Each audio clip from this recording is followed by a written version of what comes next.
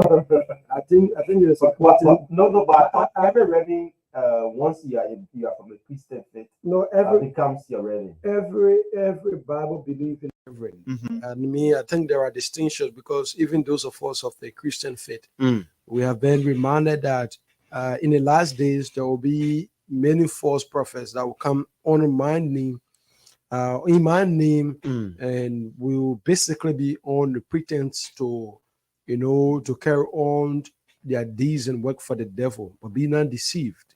And so, a person like such a reverend, even though I'm careful not to judge, but we can hold these accounts and say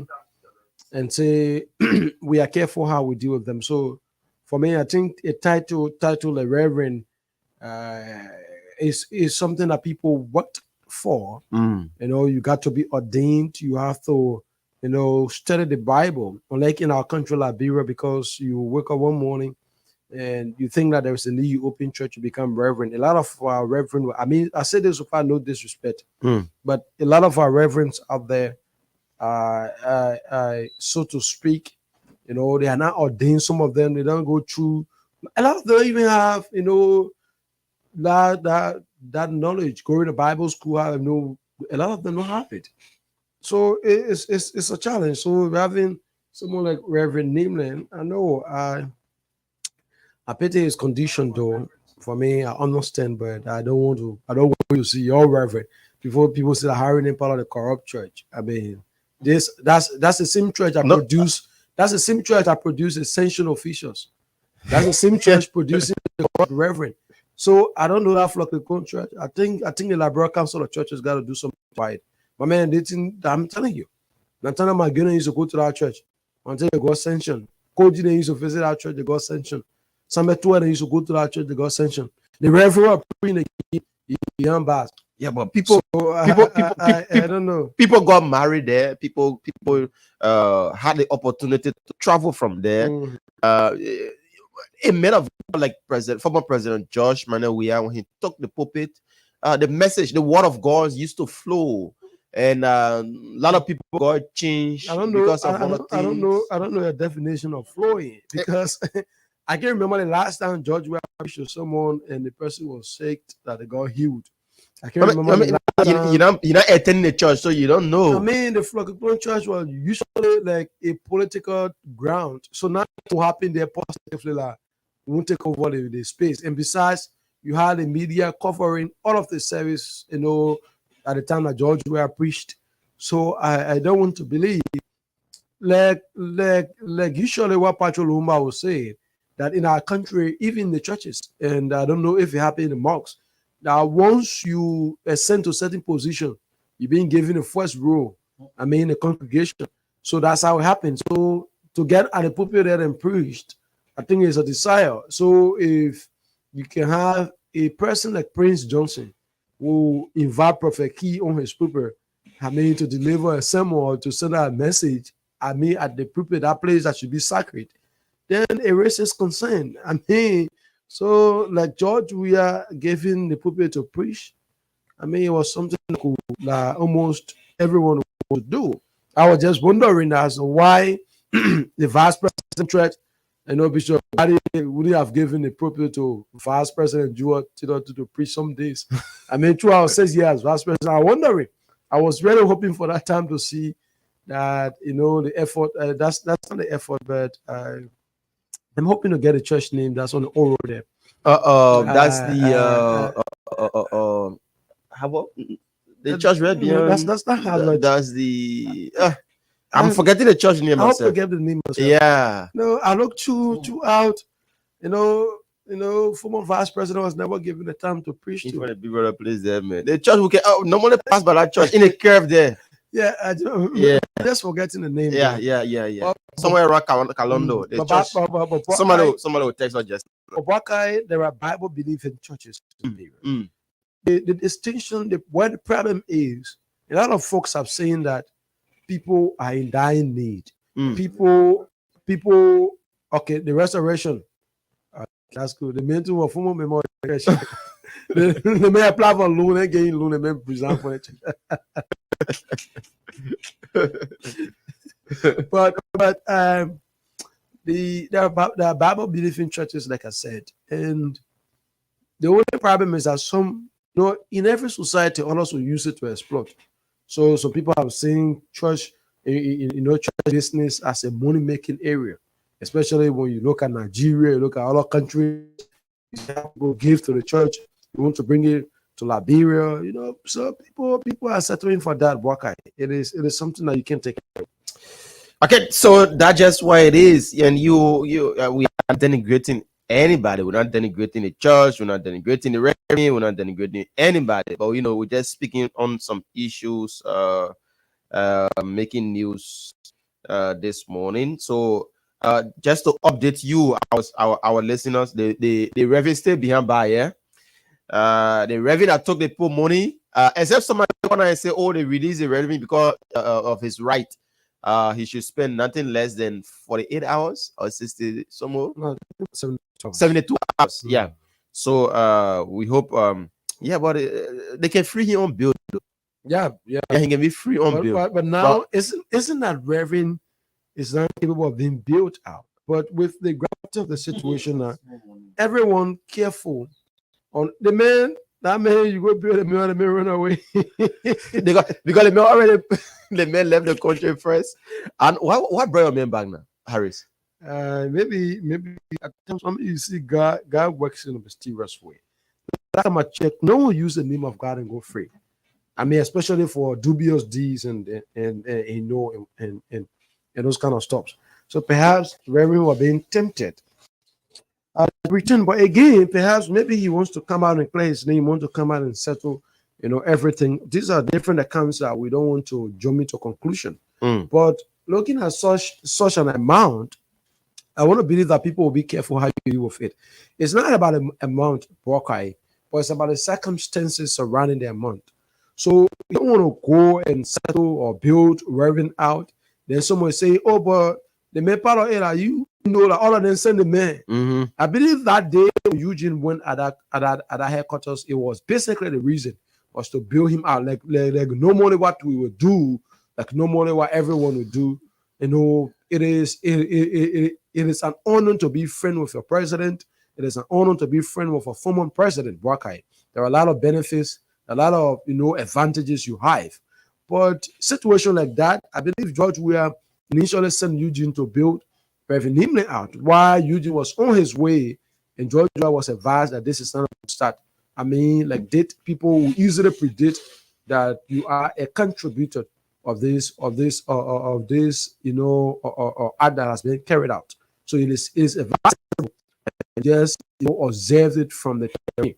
So I believe that's how Eugene just went about, and play lip service about it, because if there are testimonies that even at the time when George was president, this matter was brought to attention. So sending Eugene there is not something to go inquire any longer. It's something that you already have first-hand information on. Because they wrote the president a message, a letter. No, not a victim. I think the church in Australia, with the way the revenue were proceeding, and they were about to close the entire process down. So they wrote the president, the former president, rather. The thing about it, the program is of course legit. Yeah. Yeah, the program is legit. But the revenue we're using as a means of exploitation now.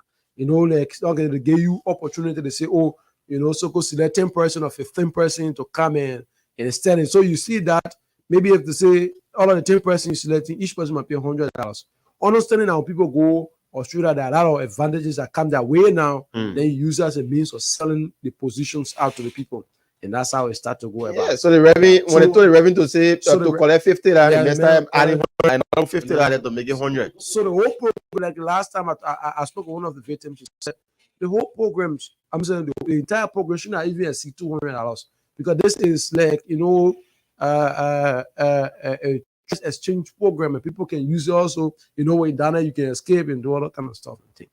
But how be it, we hope that the Reverend will come back, because something is right around the corner. You gotta go preach. So Reverend got to return to the church and go preach, man. Okay, folks, welcome. We needed to chip in that because our folks are listening and want to find out how far the revenue is, and we'll be updating you when the revenue is released. We'll let you know that the revenue also. but none of the revenue is behind bars yet, and the revenue having it is 7,000 United States dollar for people. 87,000 equivalent to how many? It's 16 million. 16 million Liberian dollars.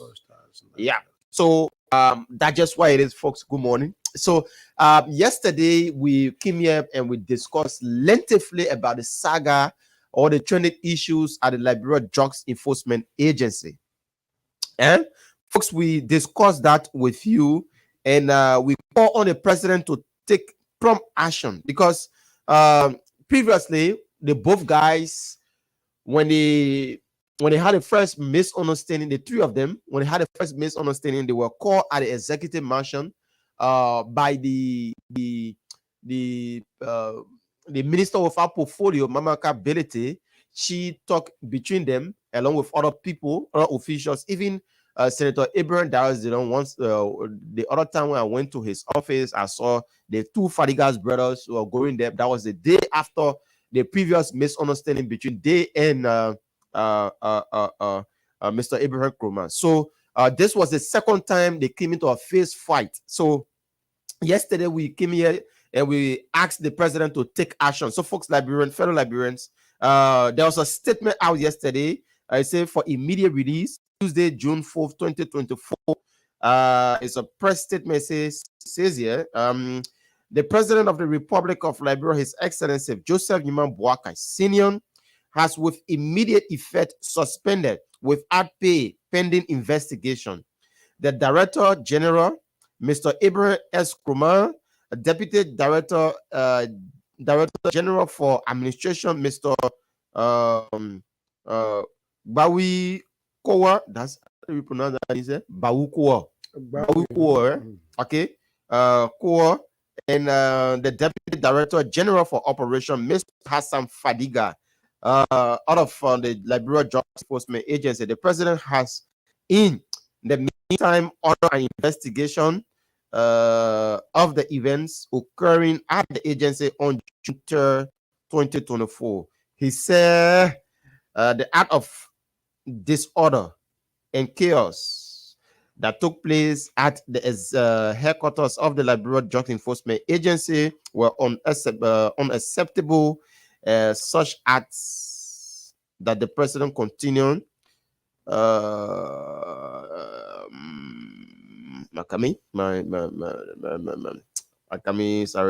sorry. I don't know. It just lost from me again, but I need to go in a group chat. Okay. In the meantime, the president has named Mr. Christopher Peters as officer in charge of the agency pending the conclusion of the investigation. Peters is well-trained as security personnel and comes with high integrity. Wow. So yesterday, Harris, you and I, we sat here. Our call was for the president to take prompt action against those guys at the Drugs Enforcement Agency. So now the both guys, let me say the three of them, have been suspended with pay pending investigation. So there will be an investigation launch. The outcome of the investigation, we hope it don't be like the same, because a lot of investigation have been conducted here, have been launched here by the president and his administration, and we can see no redress. So the other investigation, Mr. President, we are calling on you, because the guys there at the Drugs Enforcement Agency, that's not a boxing ring. It's a place where Liberians are looking up to them to fight drugs. So now, instead of fighting drugs, they are fighting among themselves and making the importers, the dealers, to celebrate, because yesterday, just the fight between them yesterday, you don't know how many the quantity of drugs that passed through our borders yesterday. We just don't know. We just don't know the quantity of drugs that got smuggled in the country on yesterday. So not dismissing, but suspending the two of them. Some are saying it wasn't a lawful procedure. Some are saying the president should have suspended the deputies because of their way of acting towards their boss. But if the boss, sit there and become lawless and follow the footstep of his deputy, I think that's the best thing that the president did. I think that's the best thing, because he, as a boss, should know that he's the boss, and going or play along with his subordinates, it become a serious issue. So the suspension of the three guys is a welcoming news, and want to appreciate the president for taking such a stand. And we hope this investigation has been conducted by them. It go on smoothly and a prompt result come up, Harris. Yeah, Baka, you said it right, and we on the show, you see, there are a lot of things we said on this conversation that have making impact. For us, we take our time how we deal with issues. We don't want to be in the conversation for someone to say, "Oh, you are taking a side," or "you favor this person," or "you favor that person," or whatever the situation is. We held the conversation on yesterday and set out to the president that, Mr. President, what is within the DEA, it goes beyond sheer disrespect to your agenda for, on the issue about fighting drugs in this country. When you have made it emphatically that your government wants to ensure that drugs is fought in this country to the letter, that to do that, you need Liberians that are selfless.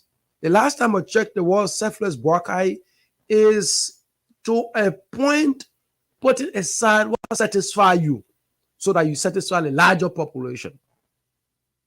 Those leaders at the LDA, whether director or deputies, they are not selfless, Mr. President. And having such an individuals to lead your agenda in terms of fighting drugs is a great disaster, and it presents a safe haven for drug dealers and drug smugglers in this country. Now, I'm going to get to that point. You see, on yesterday when we sorted out a conversation, we told the president that it is important you suspend all of those at the LDA, the directors, the director and the deputies. And the president listened. This account of the president validates when Liberians said that President Bwaka is a listening president. This account validates that the president is one that listens to the majority of the Liberian people. Bwaka is not the same president when there were accounts that there is a need that the chief of staff, then now defense minister at the time, Prince Johnson, resigned. When there were complaints, when there were cries, when there were protestation in this country. It's just not the same president that talked to the Hughes and called on Prince Johnson and said, Mr. Johnson, why it's true that I appointed you, but there are reasons why you have to stand down from the position. Is this not the same president? It demonstrates that Liberia has had a leader, Bwakai, when there are issues. What is needed is just the Liberian people to call on the president. That, Mr. President, this thing is affecting us. It is not the same president when the situation about the rice came out, when his commerce minister at the time took a unilateral decision, and when Liberians talked to the media and complained to the president. Is this not the same president that took an immediate decision, a decision that was reflective and beneficial to the majority of Liberian people? Yeah. It is on those accounts, Bwakai, one can predict that if President Bwaka has started, if this continues, it means that the president has become one that relates to the people. Is this not the same president when the executive mansion, when the executive branch of government, particularly the office of the president, were receiving, a wholesome number of the budget? When Liberians said that the presidency, the office of the president, the office of the president was taking more than even what Liberians are taking in terms of, benefits with the national covers. Is this not the same president that took upon his time and cut down in terms of the benefits associated with the office of the president? These accounts are important to reference Bwakai, so it draws us to a point, encouraging our parents this morning, that when there are issues affecting you, do not allow politicians to infiltrate in your minds.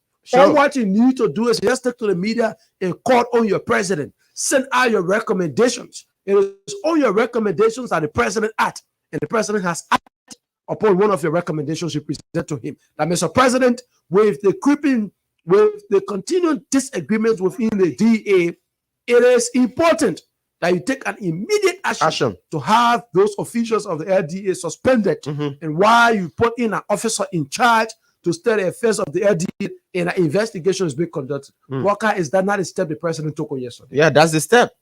So now it's also to a point. When I listen to some folks saying that, suspending, AB that of even Fadiga, it gave a continued disrespect to the office of the Director General. That, what we'll do it when anything kind of feed a pin, right? I understand from what you speak. But there are a few accounts this morning have judged Pokai. And I want to begin with Director Kumar. I want to begin with I'm the Director Kumar. You see, my only disagreement, my only displeasure and dissatisfaction towards the conduct of Abraham Kumar as Director General of the LDA. The last time I checked, the LDA is the Ministry of Justice supersedes the operations of the LDA. That means, at the level of chain of command, the DA falls under the Ministry of Justice, which means that the Attorney General of the country, and the Minister of Justice, Councillor Osman Toy, serves as the boss, in terms of the chain of command now. What I was checking, and I've had a time to carry on, I know my little bit of investigation. All what has been happening, AB has never complained his deputies to his boss. Wow. And if you, as the boss at that institution, you have the chain of command that's ahead of you. But I believe if at any point in time, if AB Kumar wants to be disrespectful to Osman Toy as the Justice Minister, and the Justice Minister will not, in return, transfer the same attitude or the same energy to AB, I believe the Justice Minister will report AB to the President. Be his boss. That's the first thing of comment to have him on record. And this is where my disagreement comes with AB. If your point has been that Fadiga and the deputy, the deputy for administration have repeatedly disrespected you in terms of the chain of command, right? Understanding the chain of command, you were to at first report them to your boss, which is the Justice Minister now. Putting them on record that this is what guys have done, or this is the attitude, and I want you to be on record. Not necessarily telling the Justice Minister to suspend or dismiss. Now, if we want to validate the accounts now, the Fadiga and that of the deputy have records on file that they have complained their boss to the Justice Minister. So if the investigation is ongoing, these are accounts we're going to look at. These are accounts we're going to look at. The investigative team set up by the president, first they want to go to the Justice Minister and say, they may not working with you. Which one then I bring complaint? And to say, the person doing this and no one satisfied it. And when the Justice Minister is checking on his file, he will find a complaint from the deputies and not a single complaint from AB. Perhaps AB might take phone verbally or verbatimly to call the Justice Minister, but that is not sufficient, because all to what I've done my inquiries and things to now, there's no record yet to show that AB had formally complained those individuals to his boss. These are accounts we want to be very careful how we deal with them. So like that now, AB then in return as the head started to transfer similar energy to his deputies. Waka, this works like if you are in an organization and you have maybe your deputy or people that work along with you, but they are your subordinate in terms of chain of command, in terms of execution of duties. Everyone has a responsible. There are roles and responsibilities, but in terms of the chain of command, you are the head.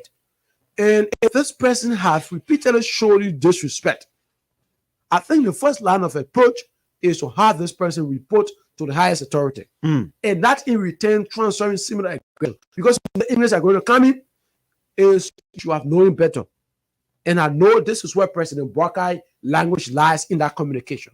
That the fact that he's suspending AB along with the deputies, it is an indication that AB should have known better. That AB should have complained this matter.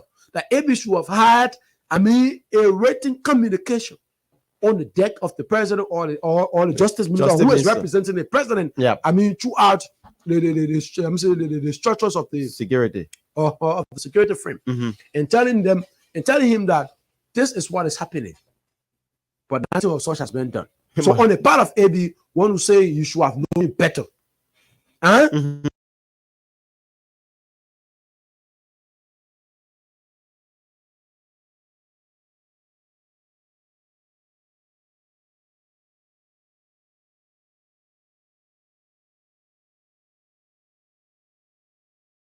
That you owe an exclusive or 100% respect to whosoever sits as your head. Yeah, that's to deputize it. Whatever that person is doing, there to support them. Huh? Yeah, but I'm coming. I just want to connect this point. uh-huh. So,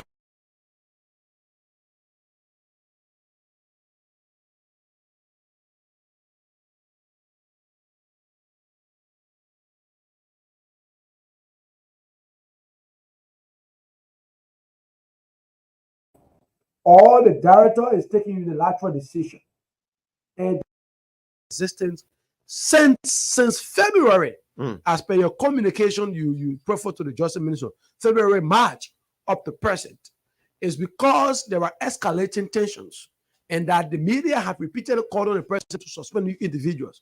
So smartly, like the Fadiga will do, will have communication on hand as quickly as possible to the Justice Minister. The communication there was sent to the Justice Minister on June 3rd. So on June 3, the communication was sent. On June 4th, the president took the decision to suspend them. So they received intel that the president was already on the verge of suspending them. So administrative best practice when we are suspended, what we're going to look for is the records as to what, since when this thing has been happening, who has complained, what has been the position. So that's how Fadiga and others will go so swiftly and take a decision to let the Justice Minister complaining this thing. So at this level, I'm not saying who's right, who's wrong, but we're going to go deep into, the pieces of evidence we have received so far, right? And the public can make a determination. Now, Buckeye, last night, I read the communication that was sent by the deputies from start to finish. Again, as we will have this discussion, we want to say, Fadiga was disrespectful. I think the accounts provided in that communication should warrant President Buckeye.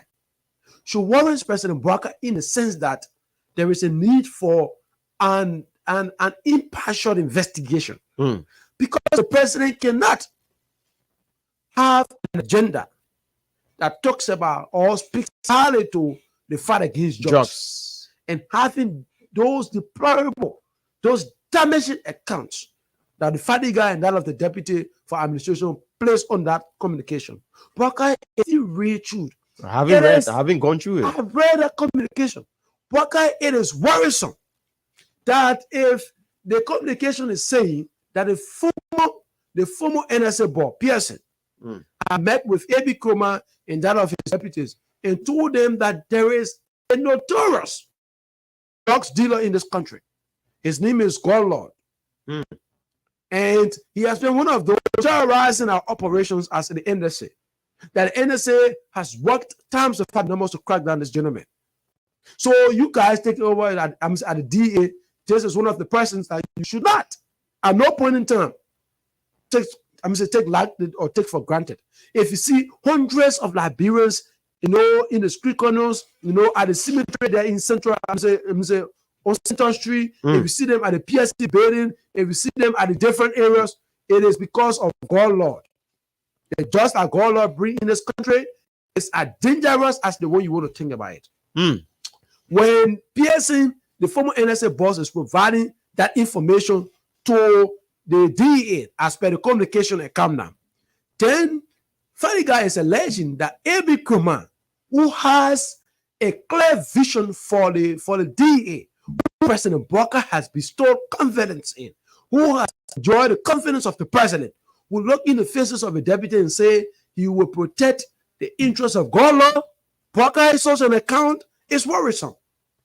That the communication is saying AB allegedly told his deputies that Golo will work with the DEA. How will a notorious drug dealers, as the account of the NSA provided?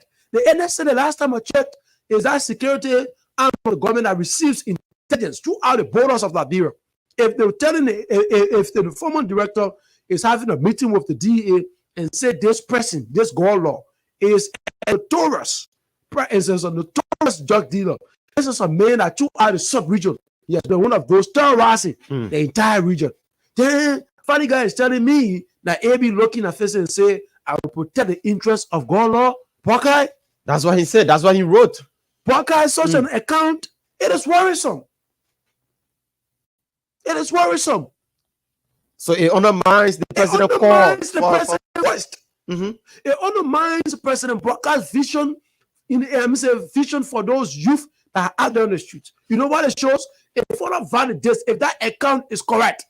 If that account, and I'm careful this morning how I choose my voice. But it's coming from the deputy now. That's what I'm saying. Operation. That's what I said. It warrants, because funny guy is a true security personnel. Yeah. He understands that when you send out such an information, it becomes it jeopardizes even the operation of the entity you work with. Yeah. It further jeopardizes and it exposes the entire security sector in this country. Yeah. That security personnel, even if there is disagreement, you can manage certain information. You say you security man, and last time I checked, my man, when I see security, right? Even the FBI, who tell you there's no fight in the FBI? Who tell you people can't have disagreement each other? But there are important security matters that even if there is disagreement, you can't expose it to the public. Absolutely. There is important security matter, no matter how you have disagreement with your boss. That thing they can be exposed to the public. Okay. So let's ask the hard question: who put out the letter that is sent to the justice minister? It's the two deputies. Because I'm asking this question. It may not be the justice minister that coming out with the letter. They're trying to prove something now. That oh yes, we took our complaint to the justice minister and there was no redress. That's why probably they're trying to prove. That's why they put out the document. And this document shouldn't have been out. Because it put the entire system, it put the entire LDA out.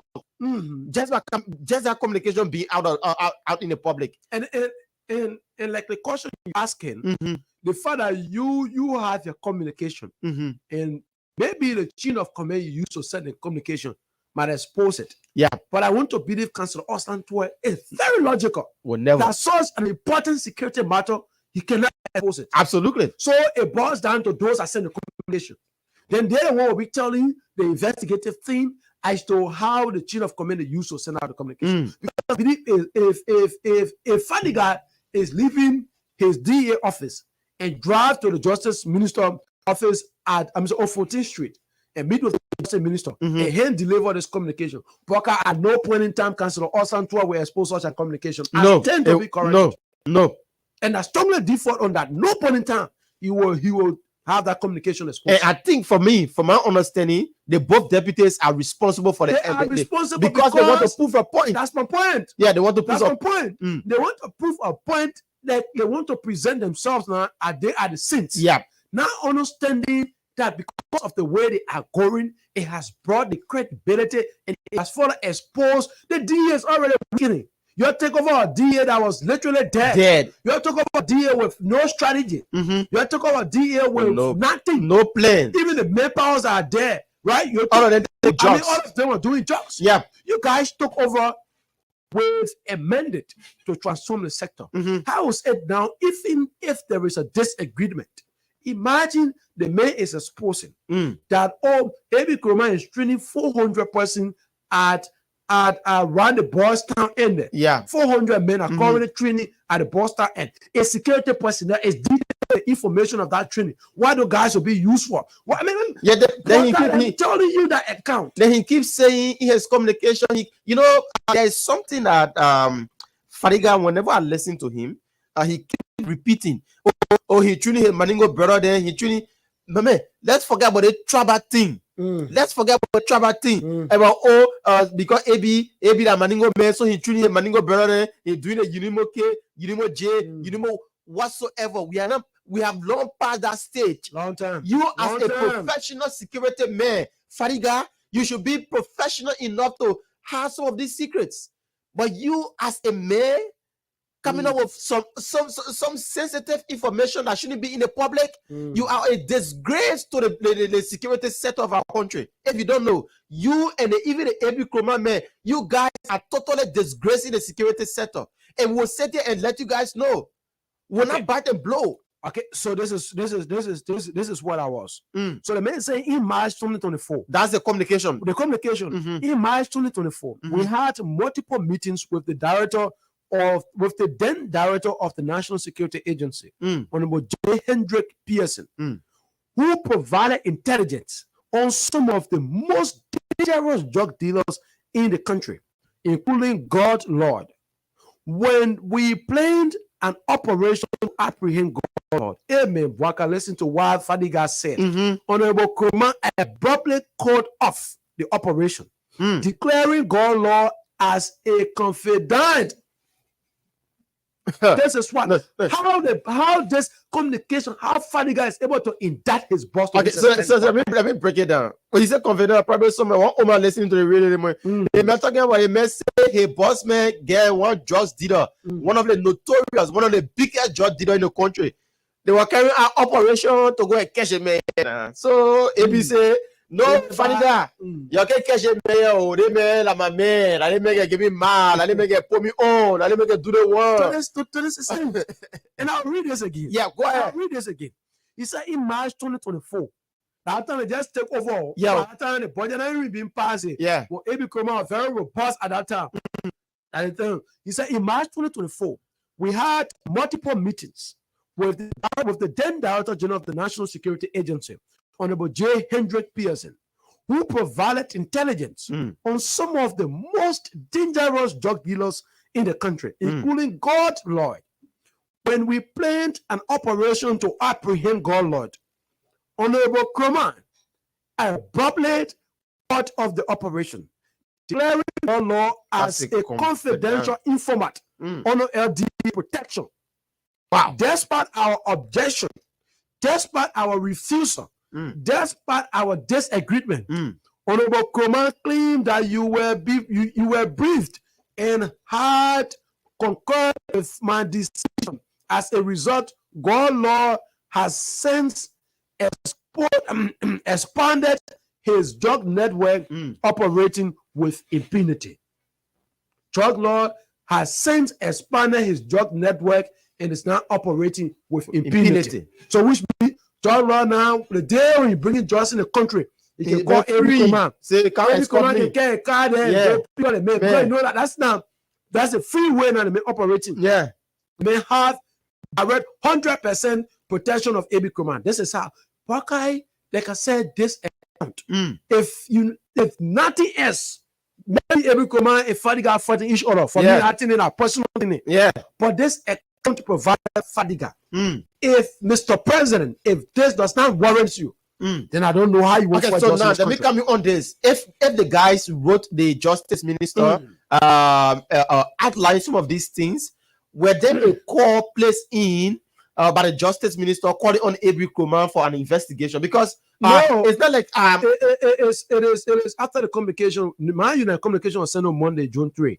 So Monday was Tuesday. The president suspended them. So while the investigation is going on, so we look at. Okay, I understand. I thought it was done ever since.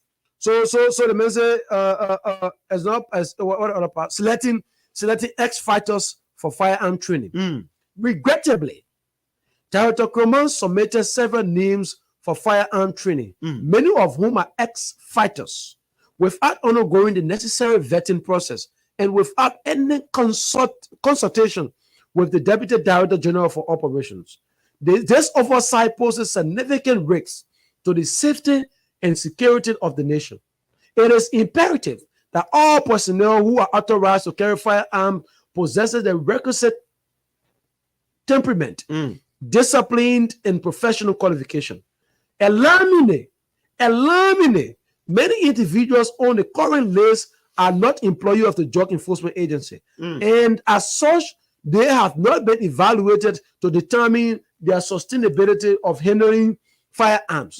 Mr. Minister, it is important to note that proper vetting and and consultation processes are essential to maintaining the integrity and safety of our operations. Bypassing these steps not only undermines our protocols, but also endangers public safety.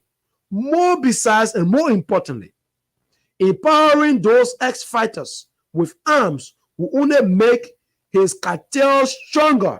Hey, man, the last time the word cartel mean a group of gang with similar beliefs that are used for sensitive motives.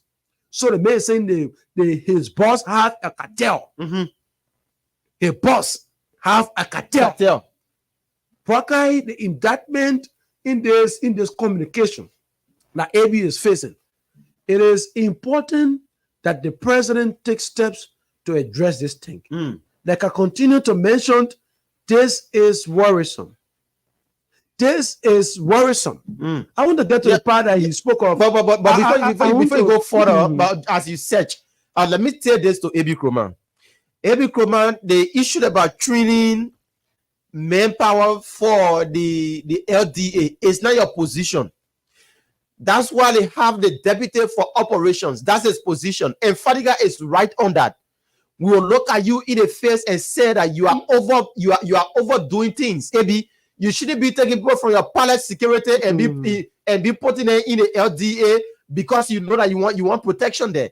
That's why we are hearing. You taking people from your palace security and employing it in the LDA. AB Kroman, you are not responsible for manpower. You are not responsible for training. You are the head of the entity. The person that is responsible for some of these things is the man that is there for operations, which is Hassan Fadiga. So you can just come and override the man position and want to do what the man is supposed to be doing. Again, Broka, you gotta be careful how we treat those accounts. Perhaps, if what Fadiga is saying is truth, let's hold those accounts. If what Fadiga is saying is truth on terms of, for me, I want us all to just break this communication down at first. Then we say who on the part supposed to be. So like the way you place it, in terms of the recruitment, it is with the jurisdiction of the director of operations. Fadiga. So that's the position. So in that light, if AB is recruiting another group of people, then it is worrisome. Then Fadiga now has a point. But what I continue to repeat on this conversation, Wakai, the fact that if you have the DA boss allegedly protecting the interests of notorious and dangerous drug laws in this country, you know what it shows? It is a command that those of the DA officers at the satellite stations across the country have the right also to protect their interests. So now, because the DA boss get interest, all of them are working the DA. Go for your own interest and protect them too. Because it starts on the head now, when the fish writing from the head, brother. Why you? Everybody writing. So this is what I kind of saying. It further validates that what the George Weah government struggle with. And this is where we draw our analysis this morning. That the Liberian people quest. But there were times in this country when the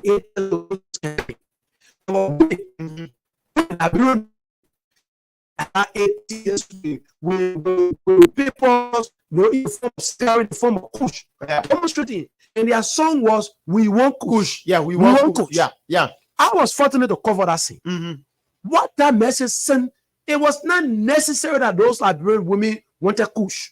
But it was a determination to what extent that kush is not hitting again. That no one has for doing the substance. Everyone feels safe. So at any point, anywhere you can sit and do kush. So that's why they were calling on the government to bring more kush. It was an interpretation of what is happening. So someone said logically they were they were in an ironic form or demonstrating as to what extent these things are affecting. Harry, let me add up something there.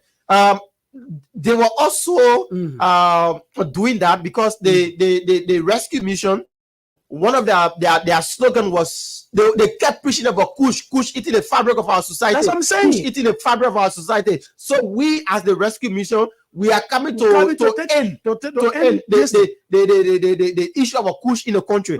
So now They kept preaching the message, and that message was resonating with the ordinary Liberians. So now, what did the seditionists now, or the list that you're talking about, what they thought that they say, okay, send the associated in this message.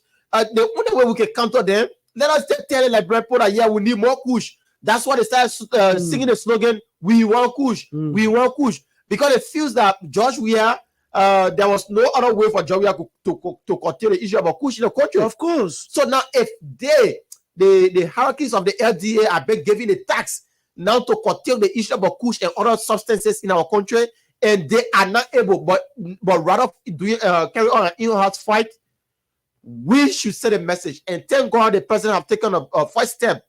If the investigation is done, anybody is caught liable for carrying out anything in the country, they should be dismissed. That's our next call for the president. And Barker, in addition to what you just mentioned, the reason I brought that scenario was to connect up to this point that so the agitation from those women was necessary to send out a message that George Weah has failed in the fight to ensure that drugs is eradicated out of this country. That George Weah government have fully welcomed drugs in this country. That today drugs was as visible as you will see it. That you move from one community to another, in our schools, in our churches, in our mosques. I mean, every part of Liberia you will see drugs. The last time when I went, it was somewhere around 2023 prior to the elections. When I went as far as Bon County, Brakai, there was a time Bon County beyond Batala. They call Vragbe. I'm hoping it's a better name. But last time it's one of the biggest at beyond Batala. Brakai, I was surprised to find a ghetto in that town. That place where people will be looking for plumbing in the morning to eat. The children there were looking for jobs to go take in the morning pocket. It was one of my saddest movement. Movement when we had a discussion about drugs. It was from that point that I realized that the issue about drugs has spread out in this country more than any other thing you're thinking about. So when we had those conversations, Liberia went to the pool overwhelmingly and voted President Bouaka with amended that President Bouaka, if you can bear rest, if you can, produce rice farming in this country. President Bouaka, if you cannot build schools in this country. President Bouaka, if you cannot build roads in this country. We want you to ensure that this thing they call drugs, that will be fought in this country to a greater extent. Bouaka, one of the ways that Liberians will evaluate the performances of President Bouaka is the president's stance on drugs. The way President Bouaka will fight drugs in this country will be determined, and we will use that as a basis of his success in this country. That's why the president, the LDA, should not be given less attention. That's why the president needs to give serious attention to the LDA. That today, every family member in this country is affected by drugs. Have you asked yourself, why is it that the thing in the LDA has taken the attention of every Liberian? That almost every Liberian is giving attention to. Because in recent time, we see the way the LDA has embarked, and everyone felt that there was a paradigm shift, and that the LDA has awakened from its slumbers. That's how people think. Now, if Fadiga is telling all in the communication that the U.S. government that have been a greater partner to the LDA have caught up its support because of the same thing that Abe Kroma have decided to protect the interests of God law. So Abe Kroma decision to protect the interest of God law has met the dissatisfaction of the international partners. Yeah, but Fadiga is telling that every year on June 29 is called the International Drugs Days or something. He said there is electability that program will not hold because that program is usually guaranteed by donor support. Yeah. So as we speak now, the government of the United States or whoever have caught up their support to the LDA. Yes, of course. But guy, if we reach this point, it is worrisome. Like I said, for me, whether there is a personal fight or whatever, there will come a time these things will be wept away. I know these things will be wept away. But what I can say for sure to the president, that the accounts provided by Fadiga, the investigative team you have set up, tell them the level to which Fadiga have indicted his boss, Abe Kroma, that the Abe Kroma who has said repeatedly he will do everything in his might and power, even with the limited resources to support the president's agenda in the fight against drugs, will now took upon the heels to protect A drug dealer. A drug dealer. Not just a drug dealer. Notorious. It's notorious drug dealer. After the NSA, the government, security firm are responsible for all of the intelligence across the borders of Liberia have met with the LDA and said they call on me. Like one of the men that we now fight to get him to get hold of in that small thing. My man. The NSA provided all of the intelligence. Fadiga said they plan as a team to go and arrest the man. Go and apprehend the man. We'll launch an operation. He said the no. next day, Ebi Khan told him, say, you know what? That call lawyer talking about. I'm an interest. I'm a confidant. My man, where's From that? today, the LDA as a whole will protect call law. Where there's fire, there's fire, there's smoke. That's exactly what I'm saying. And the person that is saying this thing is not just a mere person. The person is a head of operations. So he may be right. He may be right. Yeah, he may be right. So if Fadiga account is correct, yeah. That's what I said. If Fadiga account is correct, that alone is sufficient to have Ebi Command kick out of the DEA. Yes, of course. If Fadiga account is wrong, that alone is sufficient to have Fadiga kick out of the DEA. So it is a both-way situation. That's why I said, Mr. President, if I were you by this time, I would take my phone and call the team. I've set an investigative team. I said, if Ebi and Fadiga get personal issue or whatever the case, that y'all talk, y'all play lip service of A, or you're talking in a word of harmony. The issue about God law should not be placed as a matter of reconciliation. Like God law account is not a reconciliatory account. Like God law account is an account that jeopardizes the life of those abused still on Center Street. That God law account is the account that is giving rise to the continued proliferation of drugs in this country, which is why it is important, Buckeye, that account be taken seriously. It's serious. That's why we are serious. That's why we are stressing on it, because this statement is coming from the head of operations. Head of operations. The day-to-day activities of the DEA. He's the head. So if AB is in the act, Mr. Kroman should be relieved of his post. Mr. Kroman, we can't have you at the entity to be fighting drugs. Then you be shielding drugs importers. We will not sit down here and allow you to do that. And if this account that is coming from Fadiga, if it is not true, then an action should be taken against Fadiga. Fadiga shouldn't be here and be lying and be plotting against somebody because he know that he and the person are not equal or good rapport. Then he come up with lies against the person. But remember now, two persons, the two deputies are the one coming up with this communication against their boss. The deputy for administration and the deputy for operations.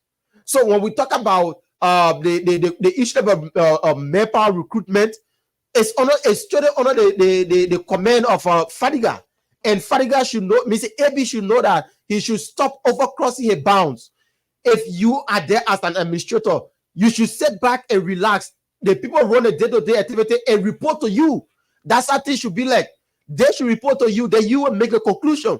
But now you will see you all on the field. You want to take the position of the head of operation and go be fighting drugs and be doing the one. That's not your position. You should be at the office running the day-to-day activities. Then their subordinate will be reporting to you. But AB want to be on the field, and the CETA want to be running the administrative activities and want to do everything by himself. And AB can be like that. The man will give you just how you were appointed by the president. That's the same way the both deputies were appointed by the president. So they themselves will not say that you come and override them. They will not, even though they are your subordinate, but they will not just sit down there now and you just come and override them. That's one of their points. AB should know that they themselves too were appointed by the president. AB should know that. So the leg of Fadiga, the leg of AB, they are all bringing us to the LDA to public disrepute. Of course. And they are bringing total disgrace to this country. A total disgrace to the security sector as a whole. And it further exposes the president's agenda, the president's quest to ensure that drugs is kicked out of this country, Buckeye. If nothing worries you in recent time, Buckeye, I think this one is more than what we should do. The issue of the LDA is more than it is a national security threat. that drugs, which has been, I mean, a serious problem and concern for our people. Now, as it stands, this is where we are. And that's why we said, as the president, suspended those guys, the issue about investigation should be treated with importance and urgency. Because the operations of the DEA now have an officer in charge. The officer in charge now will be basically superseding administration. Mm-hmm. The officer in charge will now go about raiding ghettos, cracking down, carrying on operations, apprehending drug dealers that way. Mm-hmm. It's basically about the administrator because you don't know, as it stands, he has limited knowledge yet on a master plans, on a strategy, on a framework of Amy Kroma and that of his deputies to run the LDEA. He's not coming with something new. He's not coming with a whole new different plan. So what? So Baka at this time, as it stands, the officer in charge will be like literally, just managing the administrative arm of the institution. Yeah. And DEA now administration team. DEA as it stands should not be administration. DEA should be more of operational. DEA should be more of operational assistance. So at that level, you have an understanding. So, Mr. President, I personally on the show this morning is reporting to you that God Lord should be a matter of interest to you. Yeah. That if nothing worries you, Mr. President, God Lord should be a matter of interest. Mr. President, we are confirming to you this morning that the reason why you see Liberians at the Center Street, at Nipo Street, at Flag Bar, at Peno Bailing, at Peno Bailing, at the different locations, Mr. President, to Paris in West Point, to Maracana in West Point, Mr. President. The reason why those Liberians are out there is because of God Law.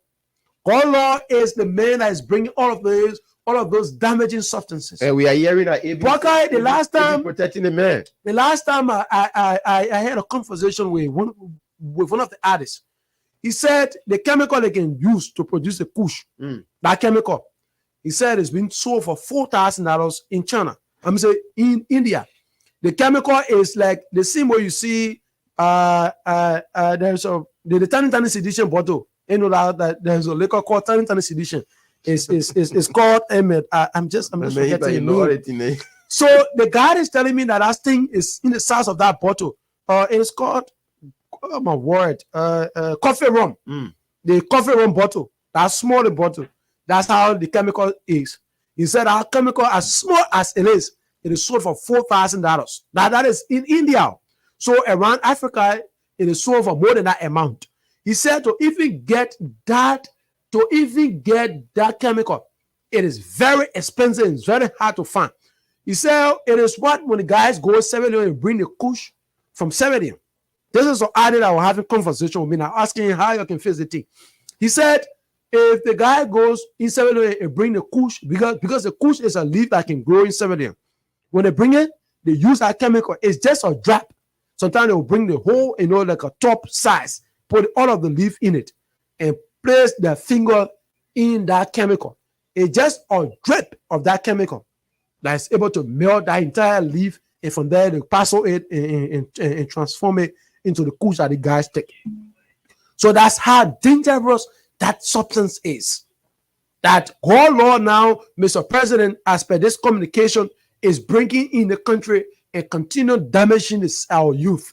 So you see why when someone start to take the substance, the kush, the zombie, in less than a few times, they drain down because that chemical, it drains you. It takes away a lot. And he said the worst thing about it, when you have any kind of sickness on your body, the moment you take that thing, it drains you completely. That's why you see our youth. You see them walking, they want to drive. You see them walking, they want to fall. That's how dangerous that substance is, Mr. President. God Lord now is the one bringing that substance. That's not his real name. That's just his business name. So Funny Guy is telling you, Mr. President, that AB has decided the AB Kroma you sent at LDEA to be your eye, to ensure that your work, that the agenda about drugs is fight in this country. That people like people like God law should be brought down. He is saying that AB have decided to shadow, to cover, to protect God law, Mr. President. And I know there are tens of thousands, there are hundreds, there are more people, there are more God laws in this country. There are other dangerous and notorious drug addicts in this country, Mr. President. Based on that account and based on the indictment, because that's communication from Fadiga in that AB command to a greater extent. If nothing else, Fadiga who upset about AB command in terms of misconduct, in terms of disagreement, in terms of recruiting people, but that account of siding with the notorious God law, Mr. President, it is worrisome. I continue to emphasize on this because I have taken personal interest in this thing. That account, it is so disheartening. It is demeaning on the professional. On AB Kroma as a professional person, on AB Kroma as a trained and an experienced security personnel, and on AB Kroma as your eye to the DA, and on AB Kroma having your agenda to fight justice in this country, Mr. President. Yeah, I was listening. Thanks so much for I was listening to a recording I just received. That's why we are on top of our game here. The guys, the leg of Fadiga and Bawuko, they themselves too. They are into some dirty games. Allegedly, they're trying their very best to get rid of AB at the LDA, and AB don't want to sit there and allow them to succeed. They don't want to sit there and allow them to succeed. So I just got this recording and we'll play it, so our fellow Liberians can listen to what's being said. This is one of the deputy of one of the bodyguard to one of those deputies. He was in a conversation with somebody, and the person secretly recorded him. He don't know about it. Yeah, so I gave them a hand on the recording. You know what happened? Let me carry it. If you command that people secretly training people around to come replace all our action agent. The men brought huge far. Thinking that you who submitted the beginner file or listening to us, I go open the file, writing the name down my mouth phone. So I just closed the whole thing. I went to go, somebody come in, see that father in there, that father in Togo for a minute. Caesar Mazda on the group, that the whole video in my ear. Then another group all the way beyond on the other side of the way. So they can rotate them, they can do every 2 days new Google, every 2 days new Google until they can reach the 2,800 men. So what happened to our action agent and our guy? The poor now say you could now with a minute. Who the command? And the Chinua boy? My bossman first. So Bawuko and my bossman now. I say around 2 hours, around 2 hours. Because when secondly happened in the building. Now, the first thing there, can OFO be appointed from OSA? Yeah. No. Okay. The brown money go guy that come Mohammed. He get a man letter. The man I even employ in the DA. Even your action agent, he get a man with OFO position yesterday. Get a man letter. I won. He collected valid position. He team valid from there. Unknown person, I mean somebody outside the DA, who now in the employ the DA. Yes. Get a man valid position. Leeward, you take leeward position and give it to somebody from outside the DA. That lucky brother there, Jean Lucky. Is he a DA officer? No. No. You get a man leeward position. You think it right? So that means when the people finish doing the training now, you will just bring all of them in. You just secretly go take Adiga, all of picking. Why you saying that? And I say, all of you saying that, you ain't get Adiga, you move from there. You're not DA officer. Isn't it? People. So I'm calling on you, all the detail in Montserrat County first, and first at Montserrat County. My boss not coming around 2 in the morning. He said, whatever we can do to remove them from there, they are backing. They will not take any action on us. Whatever we can do. Because he and Bawuko, decide to hold together and leave AB alone. Okay. AB could not to get another stigma on. Okay. You know, he killed one boy in America, one marine son. Okay. So since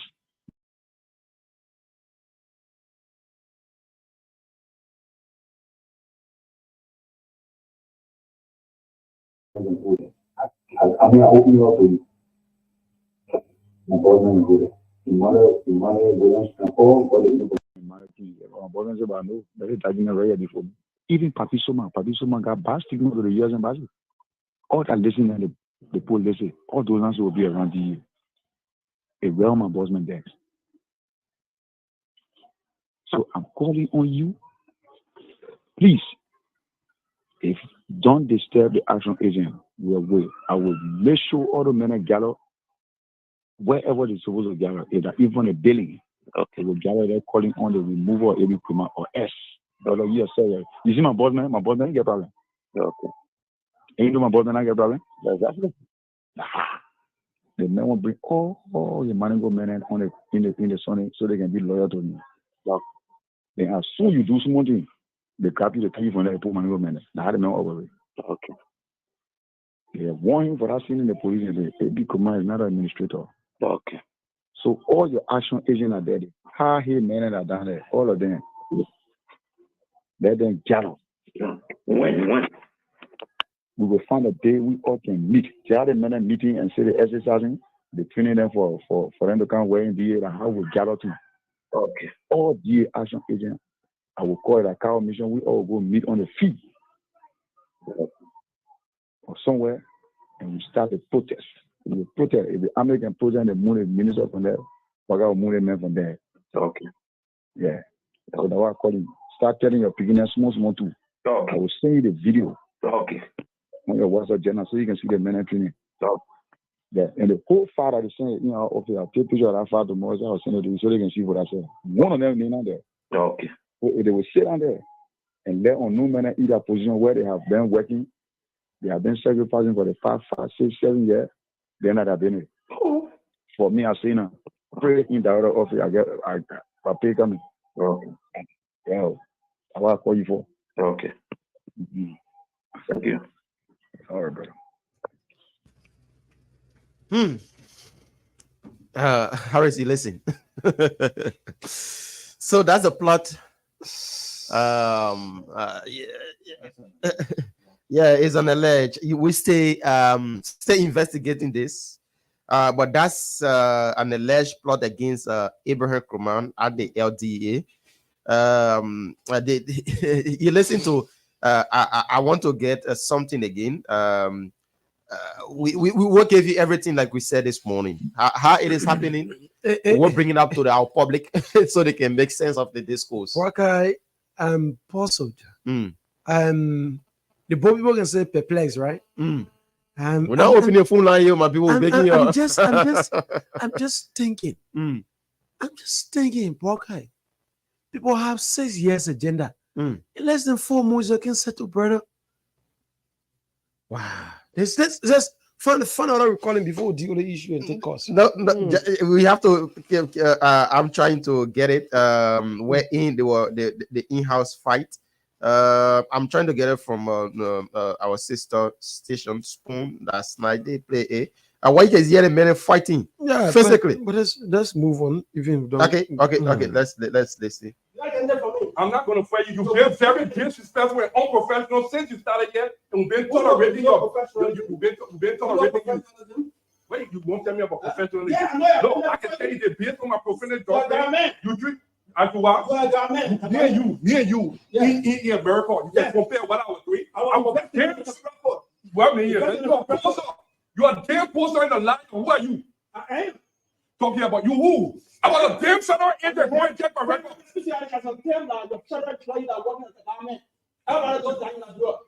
GL12? Or GL12? No, that only in front of these people, you can bullshit. Based on my professional judgment, what professional judgment? You give me the job? You employ me? Send me to the president who created this one. You recommended me. I take that because I thought you were a good guy, but You're not a good human being. all right, I'm not. Go ahead. You are very disrespectful. You are unprofessional. Shut the fuck up when I'm talking. Don't do I that. tell you, shut the Don't do that. You do not bounce on you. You do not bounce on you. Yes, we have you to go to jail. I can't go to jail. You can't go to jail. You can't go to jail. My man was disrespectful. I can't go to jail. Every time I go to They jail. take away. They took away something here. You can't go to jail. Shut up. You want to go to jail? You take that and put it down. You take that and put it down. Who the fuck you think? Shut up. Get the fuck out of me. Why you want to be? You want to be? Why you want to be? Look. Why you want to be? Hey, why you want to be? Stop me. That's what you for me. Why you want to be? Stop me.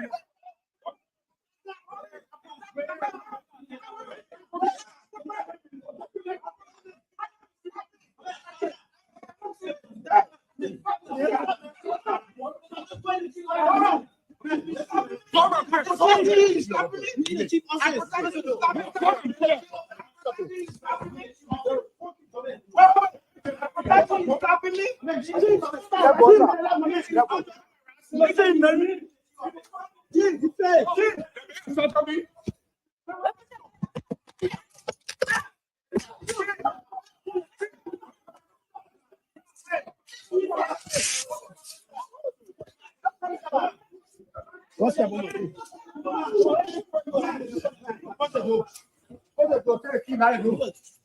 It's crazy.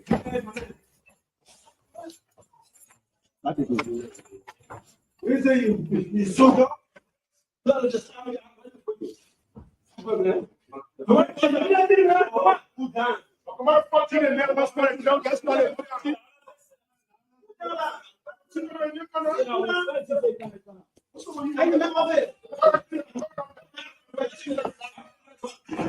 You know, is it true story? I don't know. Sit down. Man, Derek, that's everything wants to be the They already straight. They already straight. The other guy, but I got punched me in my face. The other guy, but I got she punched me in my face. Are you listening? The funny that you already see, you sick, and you want me to do something. And you put out one logo. Give me that.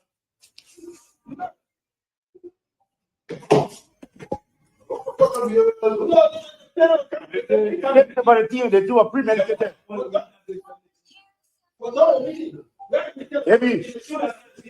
Debbie, where are you?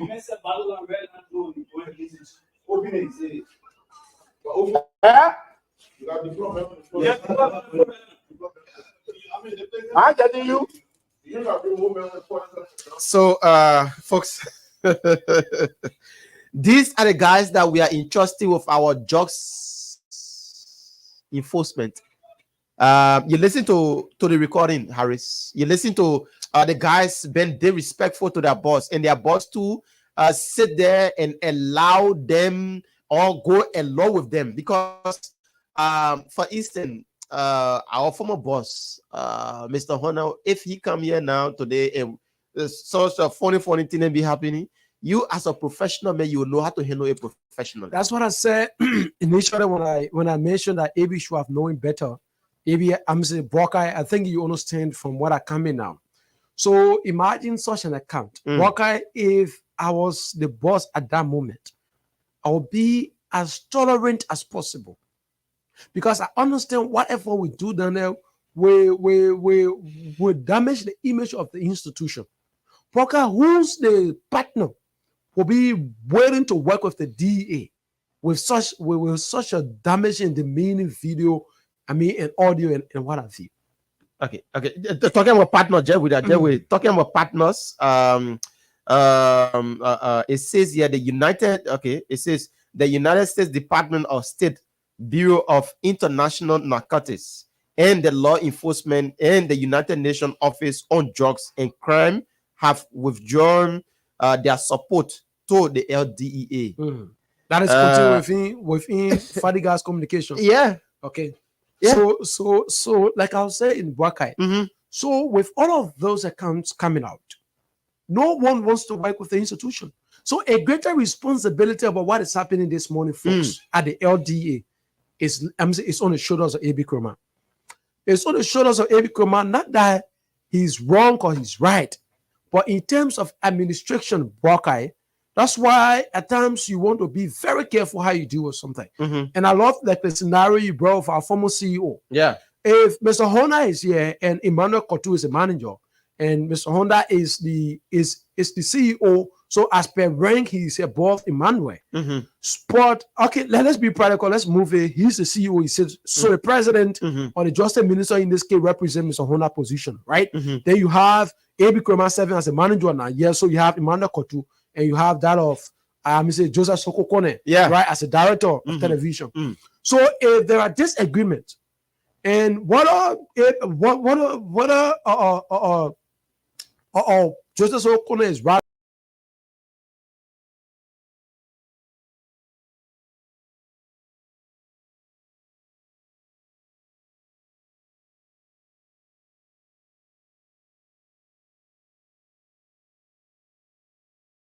He will overreact. What Joseph is wrong, he will also overreact with an understanding to make Emmanuel Kotu as a manager now looks ugly. So that he will have a point, but that's how we say the man behaves. But Emmanuel Kotu, in his manner, will try as much as possible to manage the environment, especially at that movement. At that moment, because you understand, whatever you're doing, a greater responsibility lies on your shoulder. Yeah, you understand. So that's where they come in. So AB at that moment and over the time frame, like I said, AB will have had a documented evidence about Fadigas and that of Gamoyo continued disrespect towards him. Those instances were being documented and put on file and sent to the justice minister. Absolutely. Like that, you have a ground to stand on. One issue about whether you have folks there that honor money. Now you listen to the different secret recordings coming up. AB2 have understood that Fadigas order again against him. To get that done to as well, his family is sad. So there will be everybody will be shifting their attention from fighting drugs down to fighting each other against supremacy. And that's how, Mr. President, if there is no redress towards the heads at the LDA, there is a potential threat towards your government's agenda. Absolutely. Listen, Mr. President, you can be building roads in Lofa. When the youth there in Lofa are on drugs, that road means nothing to them. That road is of no use because of those parents in Lofa that you taking the roads there. But if their future is being damaged, if their livelihood, their current existence is being damaged already because of drugs and substance abuse in this country, Mr. President, the roads there will be of no use. The administrative building you put there in Lofa will be vindicated, will be, will be burglarized. If you are building schools in Grand Bassa, Mr. President, and the youth there in Grand Bassa, drugs is taken away from them. The school you built in Grand Bassa, there will be no one to attend. There will be no one, Mr. President, to attend the schools. If you go to Mount Bomi, if you enter Mount Bomi, Mr. President, and you want to construct a recreational center, you want to construct a mini park, or you want to build schools in Bomi, and if the youth in Bomi are already doing drugs and their condition is worsening, Mr. President, the schools you build there will be no student to attend. The recreational center you build there, those places will be vindicated, those places will be blockerized. That's why it is important, Mr. President, at this moment, the issue about DA should be treated with urgency. Should be treated with urgency. Those two guys, if there is a need, Mr. President, that you replace them. But what we can say in every disagreement, one person is always the progenitor of this thing. Yeah. We look forward to that decision. We look forward to that investigation. This thing, if Mr. President, there is no other attention you can provide. Yeah. In recent time, this has been done of the business of distracting you. Imagine the president is in South Korea. Yeah. As we speak, the president provided one of the beautiful deliberations on yesterday. Yeah, but in the news, he connected how Liberia has a potential to give to the world. By this time, the Ministry of Information should be propagating the government message. Executive Mansion should be propagating the message. But Barker, as it stands, you know what is happening? We are Those all things focused happen. This is now, everyone now forget about the president trip in South Korea. How the president is making a case in South Korea. Yeah, we are focused on the LDA and their saga. So, folks, you listen to the presentation this morning. We will play you just one clip again, and after that, we'll take calls on the phone line this morning. All the line already bossing this morning. So, the phone lines will be open on 0778 665 699 0778 665 699. I'm trying to see if this is working. 0778 665 699. We will try to take your call this morning, but before we do that, I'm trying to get something set up here so I can play this part, and then we can take the calls. Okay, there's it.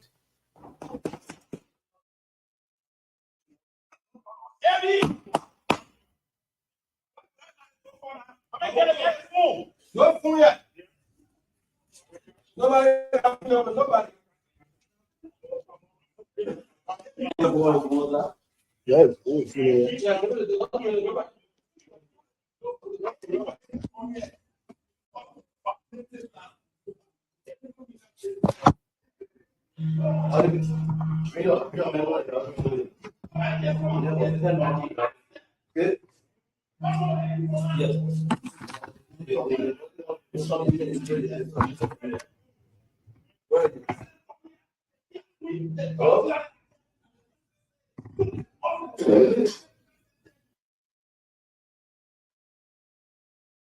All right, so we have played the entire clip.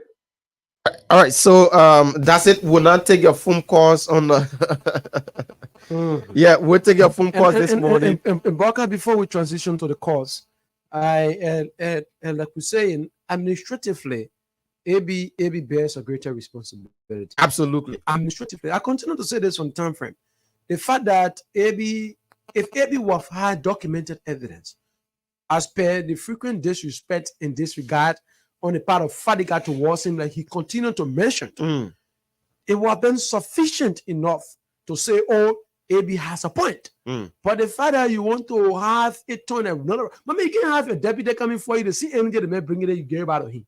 If Fadiga is grouping up and inciting people against you, how will you as a director go and start to form your own manner to kind of counter Fadiga? So you're not understanding as to how will it shift your attention entirely from the president's agenda. Again, Fadiga could be wrong. As per their approach and everything could be wrong. But as the head of the institution, in terms of the administrative arm, of which you bear a greater responsibility, there are other ways you could do it. Every institution in Liberia has enough fight. Yeah. These things are better. But you want to do them in a way that you manage the situation. And this is what the LDA has been. So the president's agenda towards the LDA now is at a point of crashing. Absolutely. If Mr. President, you don't take concrete and urgent steps towards this thing, your agenda to fight drugs in this country will crash perpetually. If you want to play, the soft mind and say, oh, the two of them are so, these are the same guys you call at first to the executive mansion. They were called. Disagreement is with them. They were called. You know what? Take the highest office. Call you. The president call you and literally beg you guys. Say, oh, he talked to you now like his employees. Because at times you want to use anger. He talked to you like his sons. The president saw you as the time that Joseph Barker Jr. Yeah. That's how he paid you guys. He sat the both of you, placed you down and talked and said, you forget this. I said no. Afterwards, you go back and they respect the office of the president. Yeah. Let's go to the phone line and take some calls this morning on 0778 665 699, 0778 665 699, or 0880 0880-561-644. 0880-561-644. Let's take this caller here. Good morning. Good morning. Okay, we messed up on our call. Let's take this other person. 0778-665 699 0778 665 699. Let's take this person here. Good morning. Good morning, sir. Your name, where you join us from? Thank you. My name is Dr. Kaba, and I call from the this morning. Welcome, my brother. Let's take 1 minute quickly. Thank you so much. All right. The brother is quite unfortunate. The third day in the history of our just enforcement.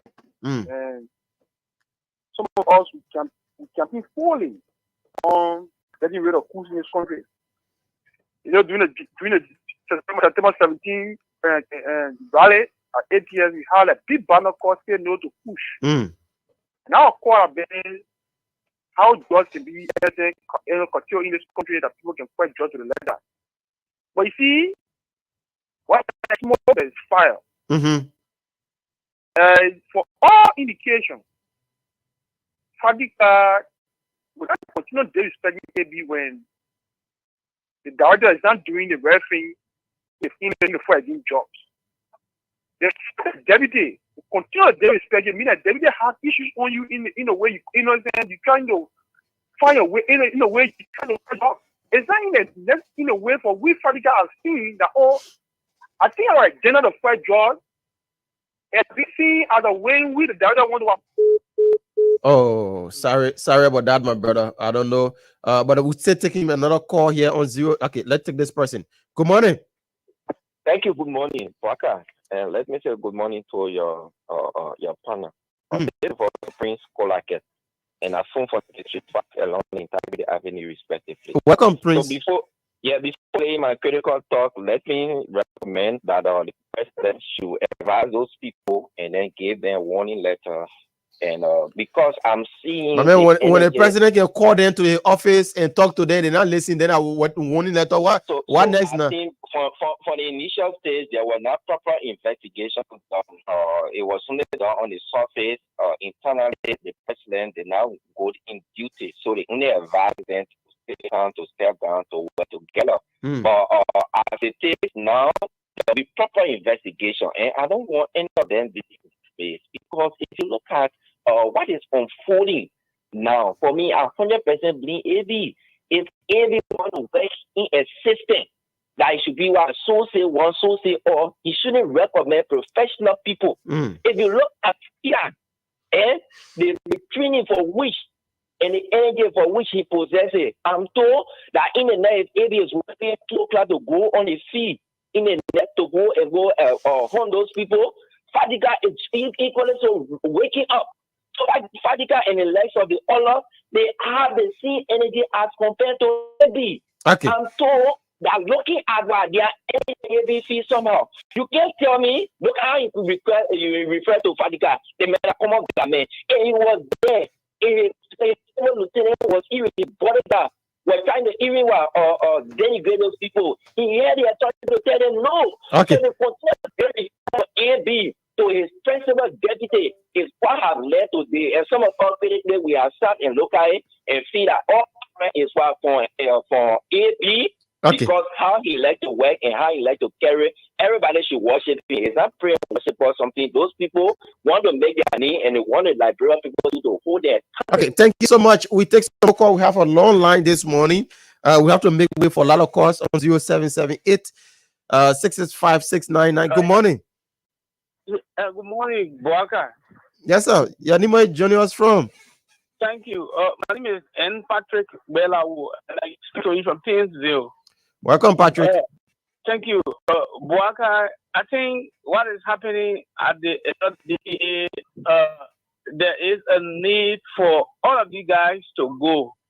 You're listening to Nkrumah referring to Fadiga as a Ghanaian. And he also informed us that he's the one recommended this to the president to be appointed. So you bring Ghanaian to serve as your deputy. He just realizing that. You bring Ghanaian to to serve as deputy commander for Operation LD in our country, Mr. Kroma.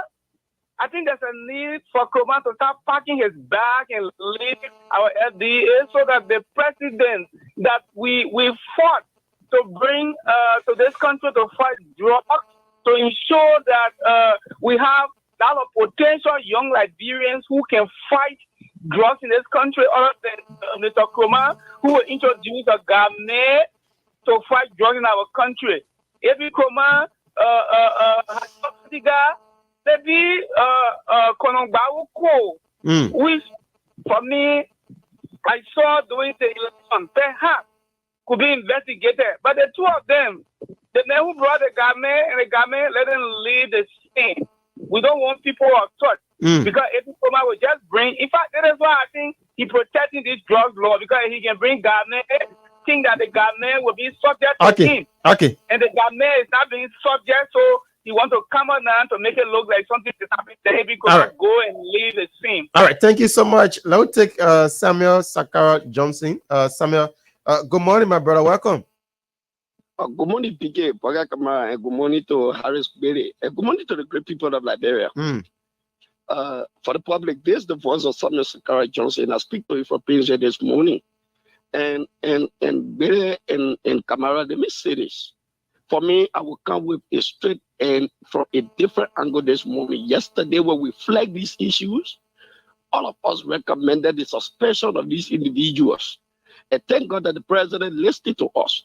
And one of the fundamental reasons why we recommended this, it was because some of the information that was being revealed yesterday, it is being flagged this morning, I revealed yesterday. Look, Buckeye, for me, let me say this, if I take it clear that the president, no matter what comes out of this investigation, whether who is right, who is who, the three individual must be dismissed with immediate effect. And this is the fundamental reasons, that of Harris. These three individuals who head the Liberia Justice Enforcement Agency have lost public trust, number one. Two, they have lost international confidence.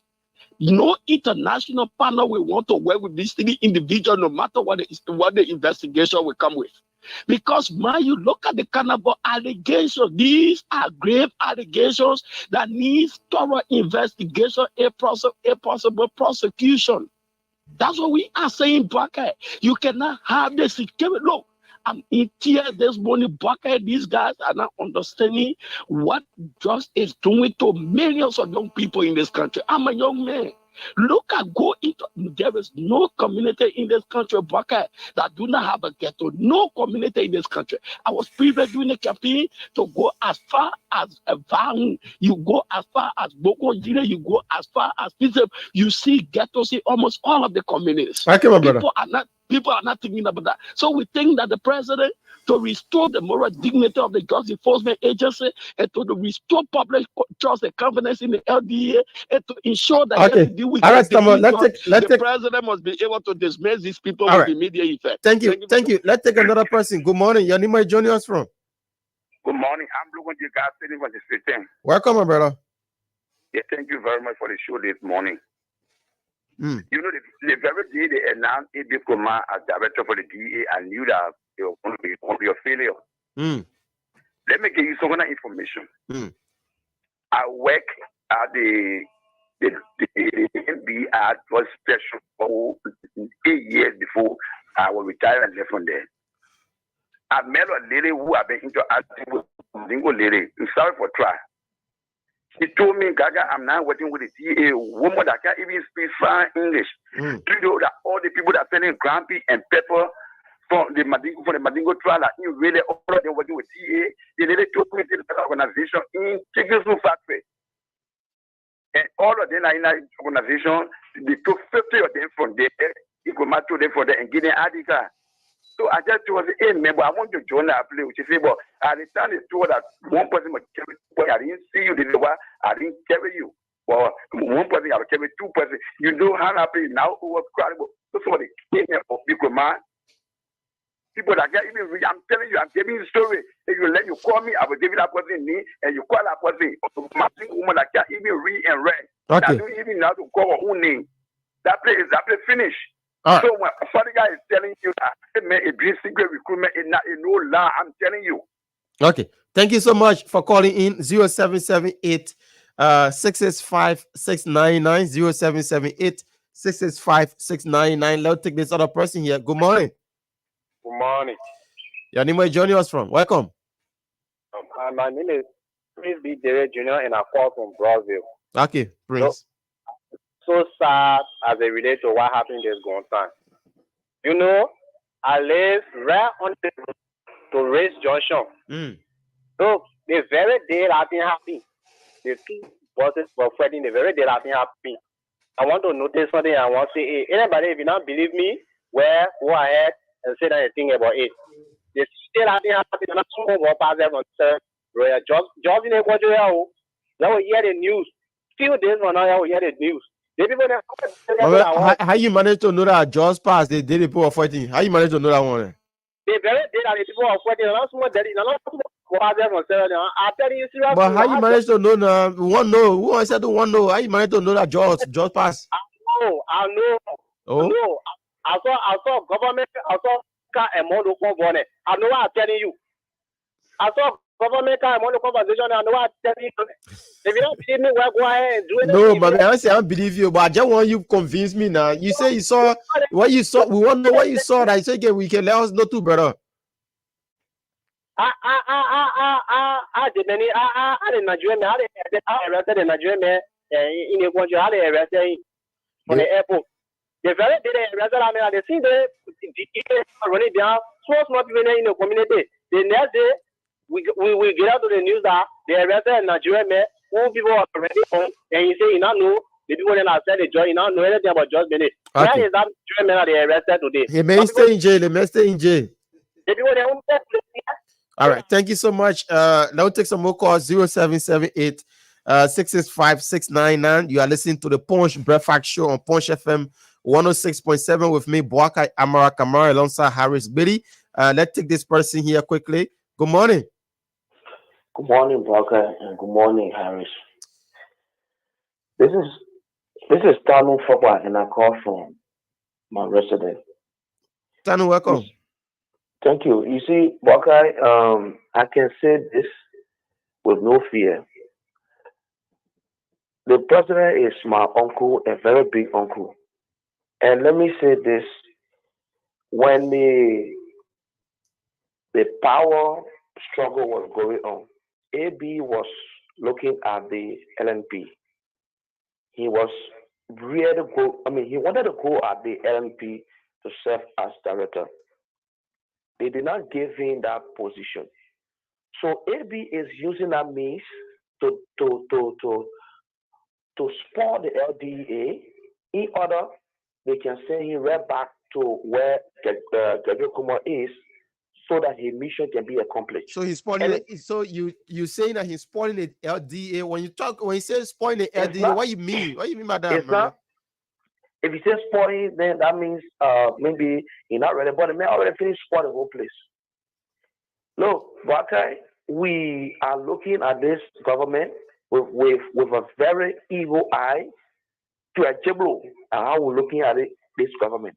Because this government, the expectation of the people of Liberia is very high on the agenda, that the paper will give a very deliverable work for the people of Liberia.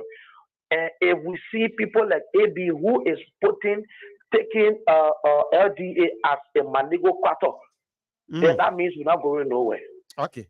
All right. Thank you so much, Tanu, for calling in. Let's take Uncle Mark Fire Davis. Let's take him on this line. Uncle Mark, good morning. Welcome. Good morning, guys. Good morning. How you doing? I'm doing pretty well. Welcome to the show. Well, thank you. I kind of very sorry for AB, right? I saw him working hard during the campaign when we all were at the data center. Yeah, guys there posted. Even when the CDC were coming to attack that data center, AB and a man sacrifice. But I mean, for me, I think he likes the actual leadership acumen to lead the LDA. Because I ain't saying, Fadiga, I brought you.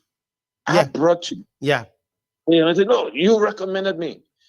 You did that for somebody you trusted to bring in. The least chance you could see him disrespecting you, you take charge of the situation. Make sure you come him down and say, look, we have to talk this thing up. But if you allow his maybe ego or thinking that he did it for the guys, so the guys should come and respect him. And not everybody see that as he will see it. And further, if the man really actually did recommend you, and they doing this kind of ingratitude, it shows that, I mean, people don't just come with character wrong. You see, for both sides, I don't support any of them. And at the end of it, when you come to the essence of leadership, he mess up big time. Because if you carry him back there, everybody that was behind Fadiga would not be in trouble. If you carry Fadiga there, everybody that behind AB would not be in trouble. They have just messed up the place, and none of them should go back there. From an observation, Uncle Mark, I think AB he loved being in the news, and he's good at operation. And Fadiga too want to prove a point that myself too, I want to do the job. I want to represent my name, so my name can be out there. So the both people are still fighting over this supremacy. That's my observation. Yeah, but AB should understand that he's a leader. You know, when you are the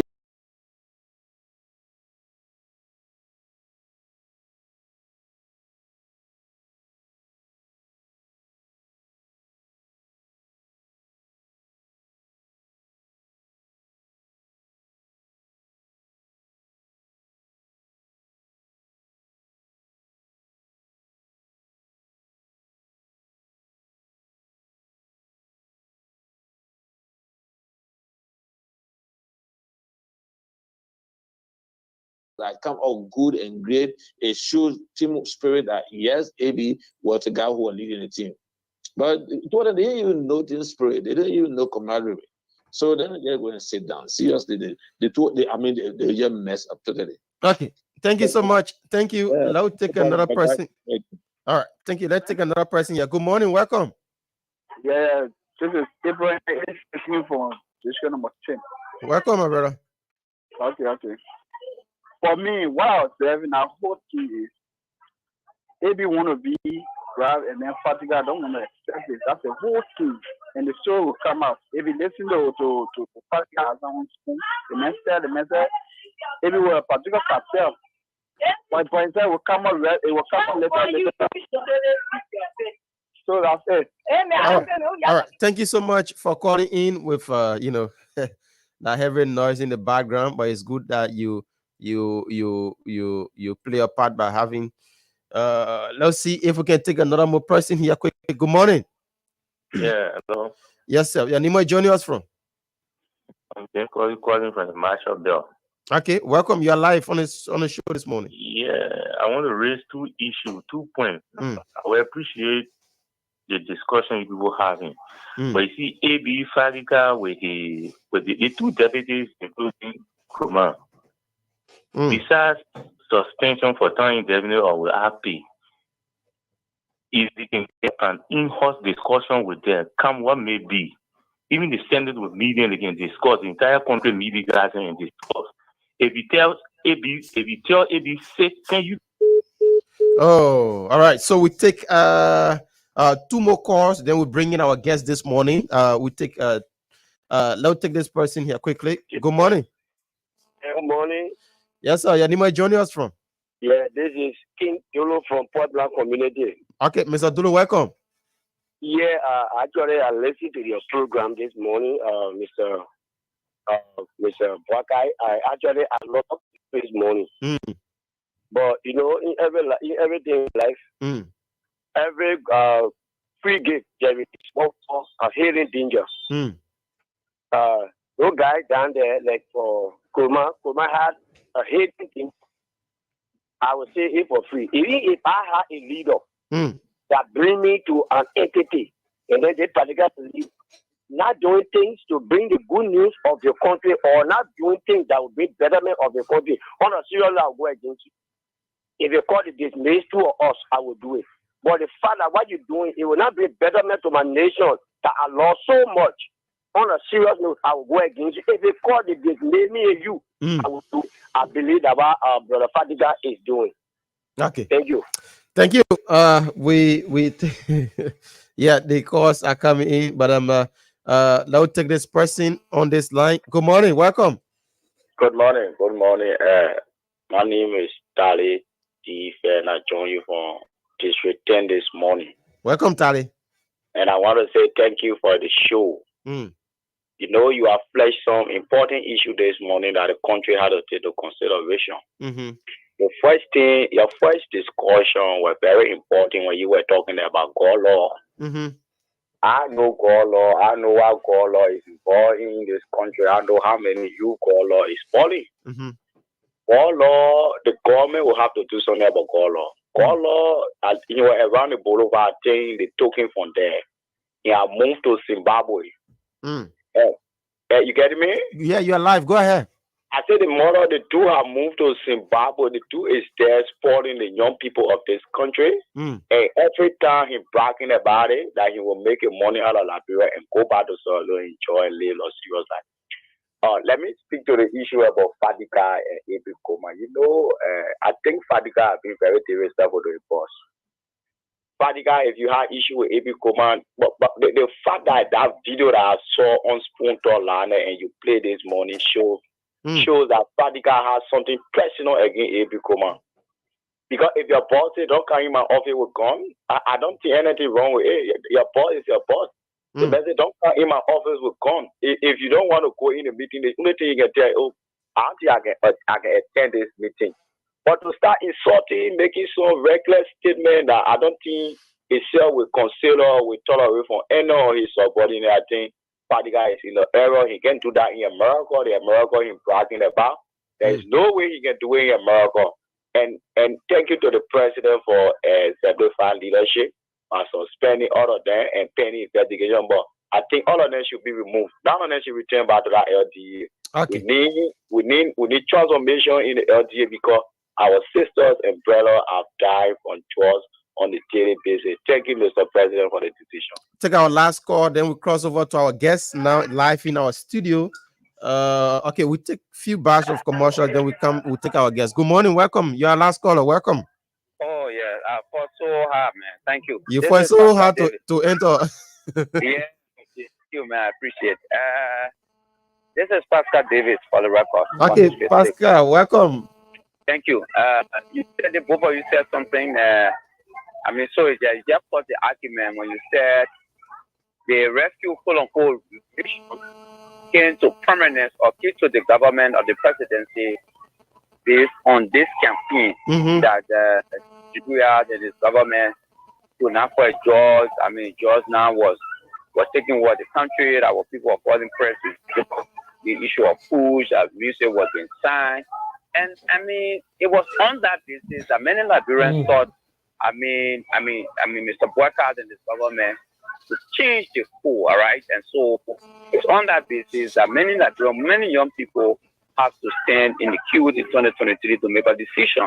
I mean, to watch the situation now where the judge itself now is fighting people who are supposed to be leading the first against judge, I think it's a sad country. So, I mean, many have thought that AB and Fatika and the rest of the guys were all professional people. I mean, in that course, you who have left your personal feelings, your entitlement, your ownership, I mean, aside, and put interests of the country first. I mean, we need to ask the question: are they in the fight? Why are they fighting? Not just about the president asking the just like keep asking the question: why are they fighting? Are they fighting because AB is arresting judge? Are they fighting because somebody thinks that the judge being arrested is not the right judge? I mean, why are they fighting? These are questions that we need to ask. I mean, because if somebody is arrested judge, because within the section there have been many judges. I mean, they have been arrested. They have arrested many judges. It says that the arrest is not being done in contact with the law, or somebody is against the arrest of judge. We need to know why they're fighting, right? Okay. So it's a sad time. I mean, the government is crucial to ensuring that they could serve their country. Many times, I mean, I've said to people, we can't keep riding on the ignorance of people and think that we will get to power. Okay, Pascal. It's not nothing for our country. We need to do it professional to ensure that judge is eradicated. But it's a sad time. Many of the persons who voted for Boycott now, I think they regret it. It's so early, but I think local. Now why you say yeah, Pascal? Thanks so much. That's the voice of the Coalition for Democratic Change, Pascal, calling this morning. He's our last call. We take a short break.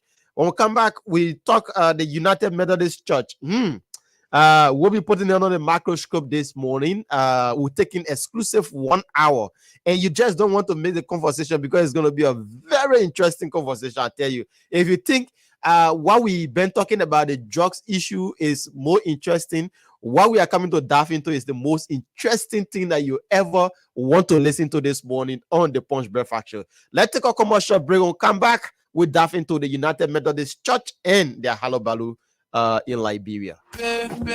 Your real property taxes.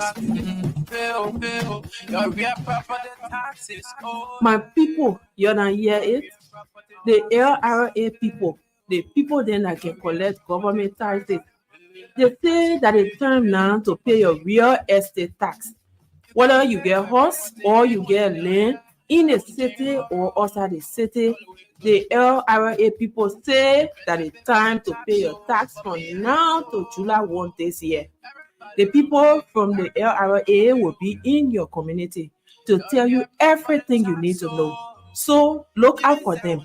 They will come and teach you everything you need to know about paying your taxes for your properties. Just cooperate when you see them in your community. In your knowing, when you pay tax, all of us can enjoy. When you pay your tax on your land or your house, the government will do plenty fun things for all of us. Pay tax, we all enjoy. Tax payment is a national duty. When we all contribute, we become entitled to development. We are the authors of our destiny. Tax payment is a commitment we make towards the future of the unborn generation. When we pay taxes, we hold our leaders accountable. Be a part of change. Be a part of transformation. Pay tax, we all enjoy. All right, many thanks to our guys for playing our commercials this morning. We are back live on your radio this morning, the Punch Breakfast Show with me, Boakai Amara Kamara, alongside Harris Biddy. Let's cross over to Harris. Harris, you want to kickstart the conversation this morning? Yeah, Boga, thanks so kindly. And like you said, this is the final segment of the show. And we have with us this morning Mr. Alfred K. Menza, an esteemed member of the Julia Memorial United Methodist Church. And this conversation, it caught our interest when over the week we saw scores of young people of the United Methodist Church in Liberia when they sent a call to their bishop. Mind you, we've been following the situation of the United Methodist Church on lifting a ban on same-sex, marriages within the United Methodist Church. This has caught the attention of even at the international scene, different media outlets. I have been reading of recent on the AP News as well has been reporting, different articles on this thing and how well it is being greeted across the public. So this morning, we're going to talk more about the Methodist Church in Liberia. We want to look at the global UMC latest decision to revoke the ban on same-sex clergy as well. Then we talk some other issues. I'm told there will be plenty of protests as well for June 7th. Which is on Friday. June 7th is a familiar day in Liberia. But Alfred, good morning. It's good to have you on the Punch Breakfast Show. Good morning. I'm convinced this is your debut appearance. Yeah, sure. Thank you. It's good to be here. Okay. Health-wise, how you doing this morning? Very well. Very well. Okay. Barker, you want to welcome me as well? Good morning. Welcome, my brother. Thank you. Thank you. It's good to have you. And like I previously stated, we are going to be diving deep into the United Methodist Church, and you are here to give us more detail on the happenings there at the church. Let me say once again, we want to give you the opportunity before we start asking you questions. Probably you want to bring up to speed the happenings at the church there. So the microphone is all yours this morning. Thank you. It is good to be here, and I'll bring greetings for all of us who are United Methodists and Liberians, Africans as well, who are interested in holding the Bible as our guide for our faith. And the United Methodists is a very unique church, and I've served the church all through my life. So it is good to represent the church, especially in this particular point, that the church needs us to step up to the game in holding the integrity of the church. So some people say it's not good to fight for God, but we expect God to fight for us. But let me just, do you have a position so we can be called, probably somebody want to know your position that you serve in the church? Well, I serve lengthily the church. So my position is plenty. Okay. I serve the local church, the district, the annual conference. I even serve the general church. Okay. So currently I serve as the coordinator of the Simple River District Youth. All right. So Simple River District Youth, Simple River District is covering the rural urban part of Montserrado, Proville, the Kungosa, going into Bombing, Papalo, and Cape Mount. Okay. So the youth from there are coordinate activities. We want, for the sake of the conversation and for our listeners, to tell us how does the United Methodist Church runs, so that we have an insight about the church. I mean, in terms of the leadership structures, in terms of the different districts, in terms of the structural formation of the church. So the United Methodist Church is a very unique church, almost like the United Nations. And then we take into consideration it starts from the foundation, the root of the church. So the church rests on the local churches. So for example, my church, Judah Memorial, is in Fender. So that church, we call it a charge conference or a charge. So that church makes a charge. So the church makes a decision, affects, go to the district conference, from the district conference to the annual conference to the general conference and central conference. But we have a balanced leadership, the lay and clergy. So the decision is made 50-50. So for example, when we go into an annual conference, if my church is going to the annual conference, we're supposed to carry the number of pastors that we have. If we have one pastor, then we carry one lay person who not pastor. So we can have an equal representation. So if you have two pastors, you carry two pastors. You carry two lay persons. Exactly. So in a way, the decisions are balanced, not just ministerial, but are balanced also from lay people's side. So it's democratic church. We do voting. And the lay is what? When someone used the term lay. So with lay is people who are not pastors. For me, I'm not a pastor, I'm a lay person. So I'm not a pastor. So if you're not pastor, then you're a lay person as well. So that's how we do it. So we go to the annual conference, discuss, bring reports, we discuss, agree, and make resolutions. We do a general vote on that. So that's how we run the Methodist Church.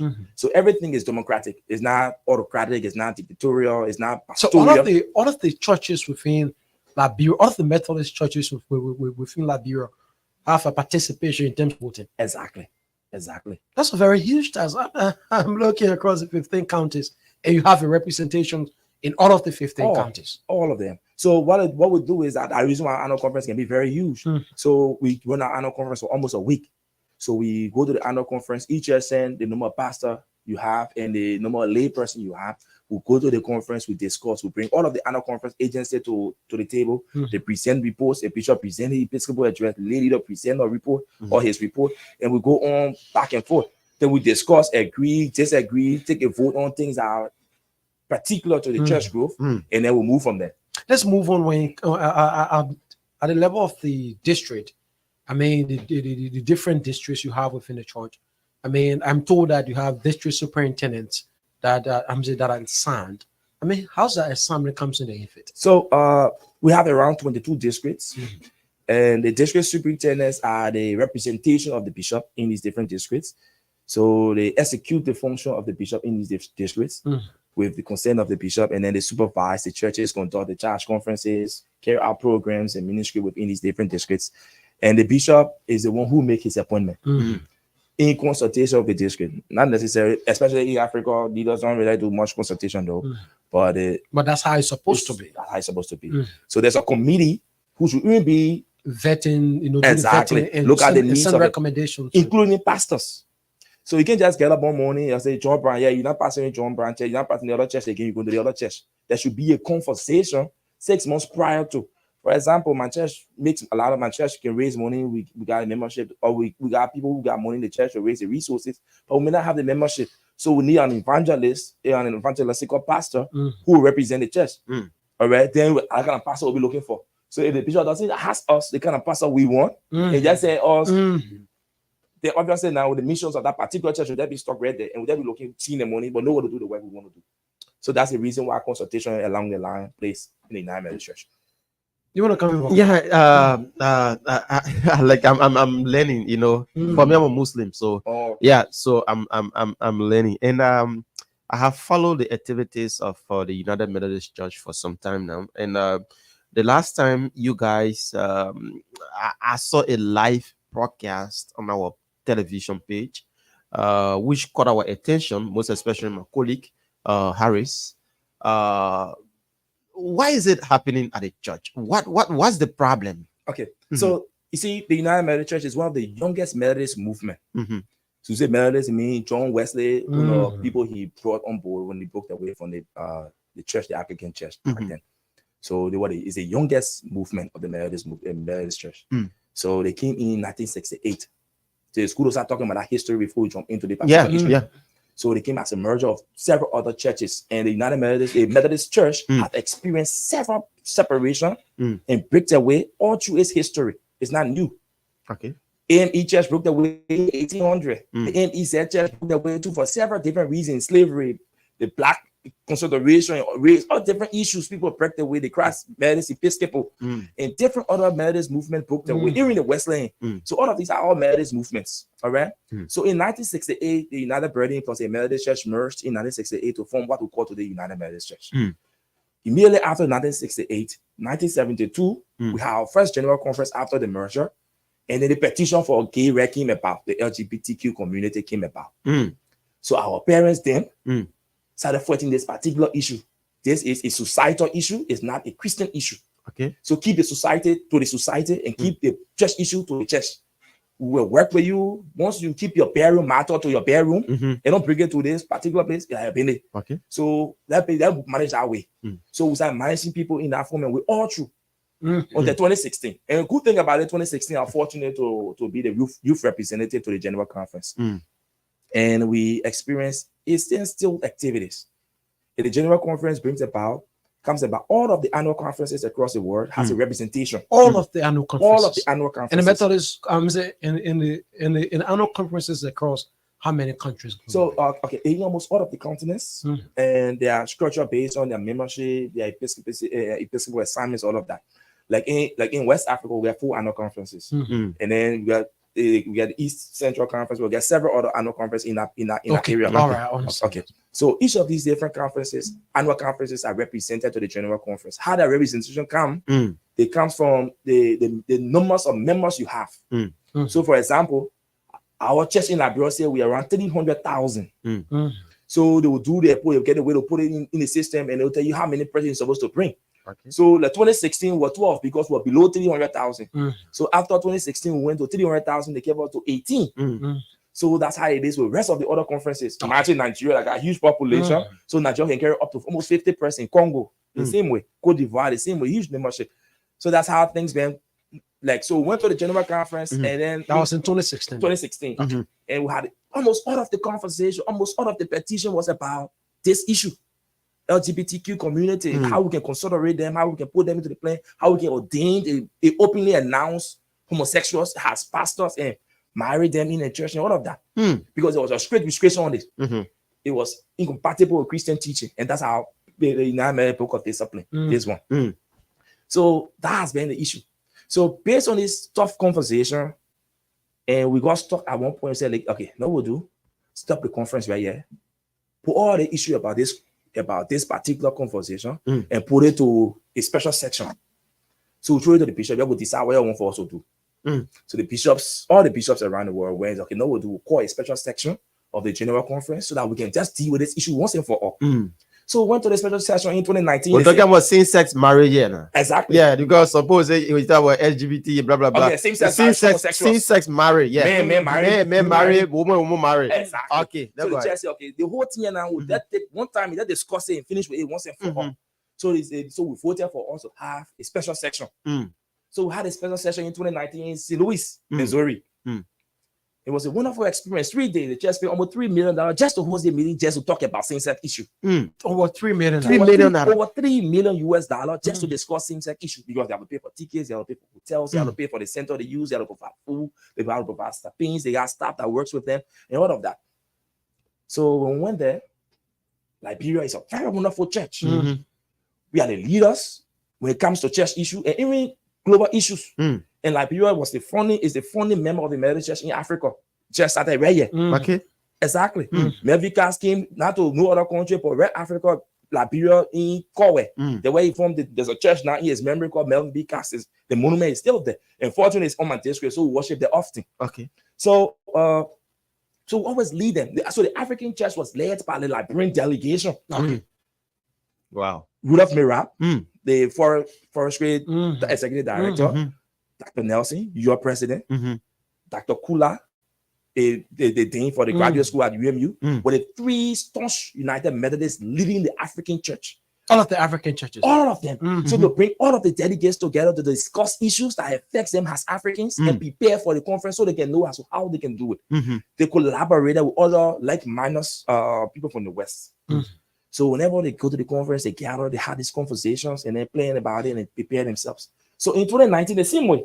So we met at one of the retreat centers, not too far away from Missouri. From there, we went to Missouri, had a conference, wonderful conference. Africans had one mind. It was a leading delegation. Jerry Kula, Dr. Nelson, and Rudolph Mirab, Frederick Sai. But then, who was a bishop back then? Okay. 2016, Bishop John Innes was still bishop. 2016 we had bishop election, we brought in Bishop Samuel Kwaya. 2018. So 2019 and 2016. So 2019 Bishop Kwaya was still bishop. He was a bishop then, the current bishop. So So was that his first general conference or something? yes. That was the first general conference, because the general conference is held after every 4 years. All right. So that 2019 section was just a core session not before the exactly. All right. So at that particular section, we discussed lengthily the whole issue. We took the vote. So the pastoral petition, the traditional plan will stick to the Bible. Then the other plan they brought was the one church plan. One church plan, okay, you in America, do the thing you want to do in America. I in Africa, do the thing I want to do in Africa, but we come to the church, we want. Okay. So it shouldn't affect us in any form of way. We should be one church. I mean, by your region, you do what you want to do. Exactly. Okay. So we defeated that because we said the only guide to our faith is the Bible. They said, okay, now you do in Africa, we call something we call the Central Conference. Central Conferences are only found outside of America. Okay. So the entire Africa has a central conference. No. So yeah, found outside America. I mean, even Europe has a Central Conference. Then Asia, in the different parts. Africa got several, I think 3 central conferences. West Africa Central Conference, the Central Africa Central Conference, and then the Africa Central Conference. So they said they won't create a Central Conference in America. Because there are some restrictions they get in America that we don't have. Because we can fit things in our context. Meaning, I can create our own law that will fit me in Africa. But they can't do it. So they said, okay, it's not the case. Let's create a conference in America so that it's easy to do and make our own laws. We say no.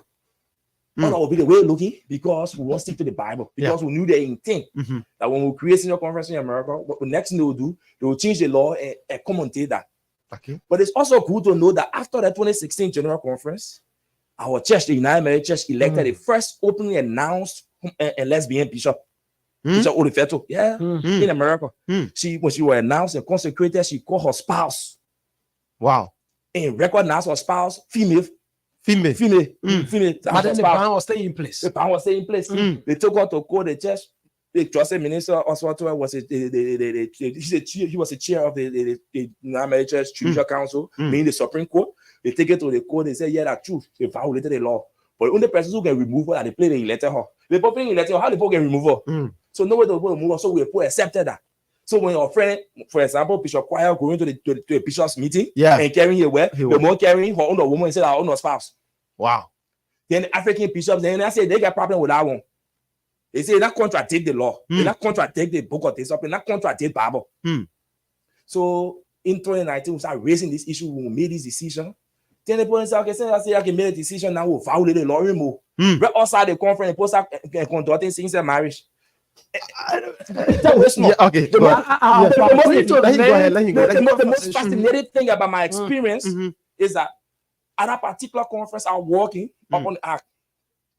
And while walking on the ark, excuse me. Just go on. While walking on in the corridors, I saw a lady walking with a dog with the instructions on the dog bag. I'm not a pet. Don't take me to be one. On the dog was say, they can put a jacket on the dog bag. Yeah. They get and say, I'm not a pet. I'm not a pet. Don't take me to Don't be take one. me to be one. Okay. Meaning, now on a partner there.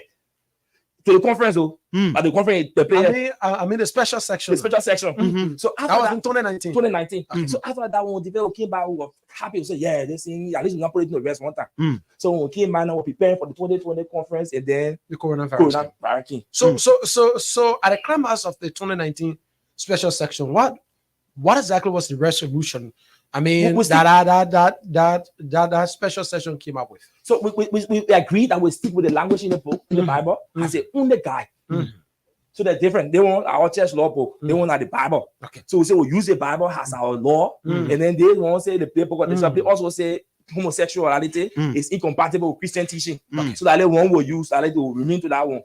But the people they say, okay, say making a law in Africa, making a decision, then we're not listening. We'll do more. People start conducting these activities. The first thing already get the first openly announced lesbian bishop. So they feel violating. They say they're going to move. So people start doing more. She start conducting more. So they start conducting more of the activities across. On the jurisdiction of the Methodist doctrine. Even though violating the church law. So after a while, let me cut the corner. Okay. So after a while, we came back in 2020. We had this conversation, and then we decided to move on with it. And we let a new set of delegates to go to the Chamber Conference. But unfortunately, we had COVID. Conference was postponed to 2021. The American Embassy, even visa more. So after that process, we went to the next conference. We waited for 2021 passed, nothing. COVID, everyone say high restrictions around 2022. Still the same thing. 2023, it became intentional. Okay, almost all of the countries have opened up. America said we'll open up for people to go there. Yeah. So now, say America say y'all say I can host a conference in America. Let's go see outside America that will be able to accommodate us and go through the COVID restriction. So now we'll restrict guests. We want to stick it to only delegates to go to the conference. It's start playing all our hanky-panky games.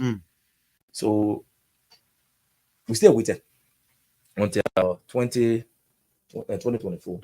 They called a section, which is this year. When in April, and they made a decision to lift the ban on homosexuality. So before long 52 years of conversation. Before we get to the ban being lifted, let's see. I mean, the process like leaving from here now to go for the annual conference. Okay. I mean, for the general conferences, how was the selection process done, and who are those that represented Liberia particularly and that of Africa as a whole? Okay, so now how our process is done, like I said from the beginning, our United Methodist Church is represented by the local churches, right? So you must come from a local church before you be a United Methodist. Okay. So when your pastor, when you go to the church conference elect, for example, me as a late delegate for my church to go along with him. It's not selection, it's election. You must be elected to go and represent the church. Or to go for the conference. Go for the annual conference. Yeah, you have to be elected to go to the annual conference, through a church conference, through that election. When you go to the annual conference, and then you go to the annual conference, those delegates at the annual conference can elect among themselves to those who supposed to go and represent them. I feel the bishop has the authority to select. Our church is a serious democratic church. Okay. In the election, you must get to 10 majority vote. Part of the reason why they see what democratic suffering you guys today. I agree. So it's not suffering us. Victoria, I won't be on the radio station today because you say, okay, other men you don't know me more in marriage church because you disrespected our call. Okay, let's go. So we went to that elections and we elected. Just imagine we're voting from 6 a.m. to the following 6 a.m. the following day. Just to elect that 9 person to go for the annual. That 9 person. That's more than 24 hours. More than 24 because it's like an election in Banga. Because you must get to 10. And we're more than almost 200 in that place to tell, 200, almost around 1 something. So you have to get all that number of person before you can be elected to go. So we managed to do all that process. We went through all of that process to elect them as delegates. And we had a wonderful delegation. Do you recall some of those are part of the delegation? For sure. I'm very knowledgeable about that. I know it was a whole delegation. The bishop himself was part of it. No, Bishop. One good thing I know is that Bishop is not a member of our conference. Okay. He's just the bishop. So he's not part of the delegation. Very part of the delegation. The head of the delegation is Reverend Dr. Jerry Kula. The bishop for the church cannot be the head of the delegation. No. All right, that's good. So Reverend Dr. Jerry Kula was the head of the delegation.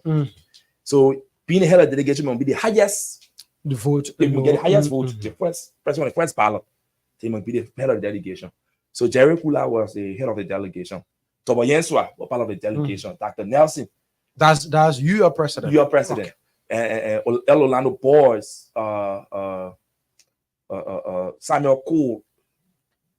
And let's go on. I'm around 16. Teresa Davis, almost 16 plus persons who had a particular conference. And after that, but after this election, we elected them to go. We have had series of conversations in Liberia. Okay. From 2016 to current. And please permit me to read one portion of that book, right? Okay. Our resolution from our 188th section in March 21, 2021 says, the count one of the resolution says, I don't want to read it very long, so I'm going to read short. Just get to the part you want us to the part you want to highlight. The United Methodist Church will align itself with the wing of the church, standing for the upholding of scriptures in general, and in particular, maintaining the 2016 discipline of the United Methodist Church definition of marriage. Okay. All right. And it stands on homosexuality and all of the disciplinary restrictions currently appealing to thereunto. Our bishop also made another report. I get a report there. So the whole last time when you called me, I was trying to put all my day pieces together, so I can't come. So that we just read was the 2021 resolution. But then you were preparing for this conference. Exactly. Exactly. So our bishop wrote on page 8 of his 190th section in February 7 to the 12th, 2023. Okay. That also held in Bangladesh. That was last year. Exactly. He mentioned, has Liberian United Methodists, we cast judgment on no one, neither do we condemn. However, we are of the conviction that certain behavior relating to same-gender relationship in marriage is incompatible with the teaching of Jesus Christ, and to that we hold on. Amen. He didn't stop there. No, wait a minute. Yeah, he didn't stop there. Let me catch another book. We wanted to get all of those things, so we. Okay, another one right here. And this one is a 188 section, March 21. And the bishop report. Okay. I talk about the annual conference decision. That's a Bishop Choir's report. He says, fellow United Methodists, but now you are aware that the Global United Methodist Church is at a crossroad. At the general conference, which was now been postponed to August 2022, they won't tell how it's postponed to August 2022 the other time. There is a high probability that our beloved United Methodist Church may cease to exist as we know it today. That was his prediction back then. Exactly. On page 4 of his report. He says, cease to exist. This is because the church is due to applicably separate into 2 or more denominations, a traditionalist denomination and a progressive denomination. This will be the case if the 2022 General Conference adopts the implementing legislation for the protocol for reconciliation and grace through separation that is properly before it. The traditional wing of our denomination, with which the annual conference identifies, basically upholds our denomination current doctrinal and moral standards, teaches the biblical traditional understanding of church, of marriage as an institution between one man, one woman, consider the practice of homosexuality as incompatible with Christian teaching. He didn't just stop there. This wing of our church does not bless homosexual marriages and does not ordain for ministry practicing homosexual person.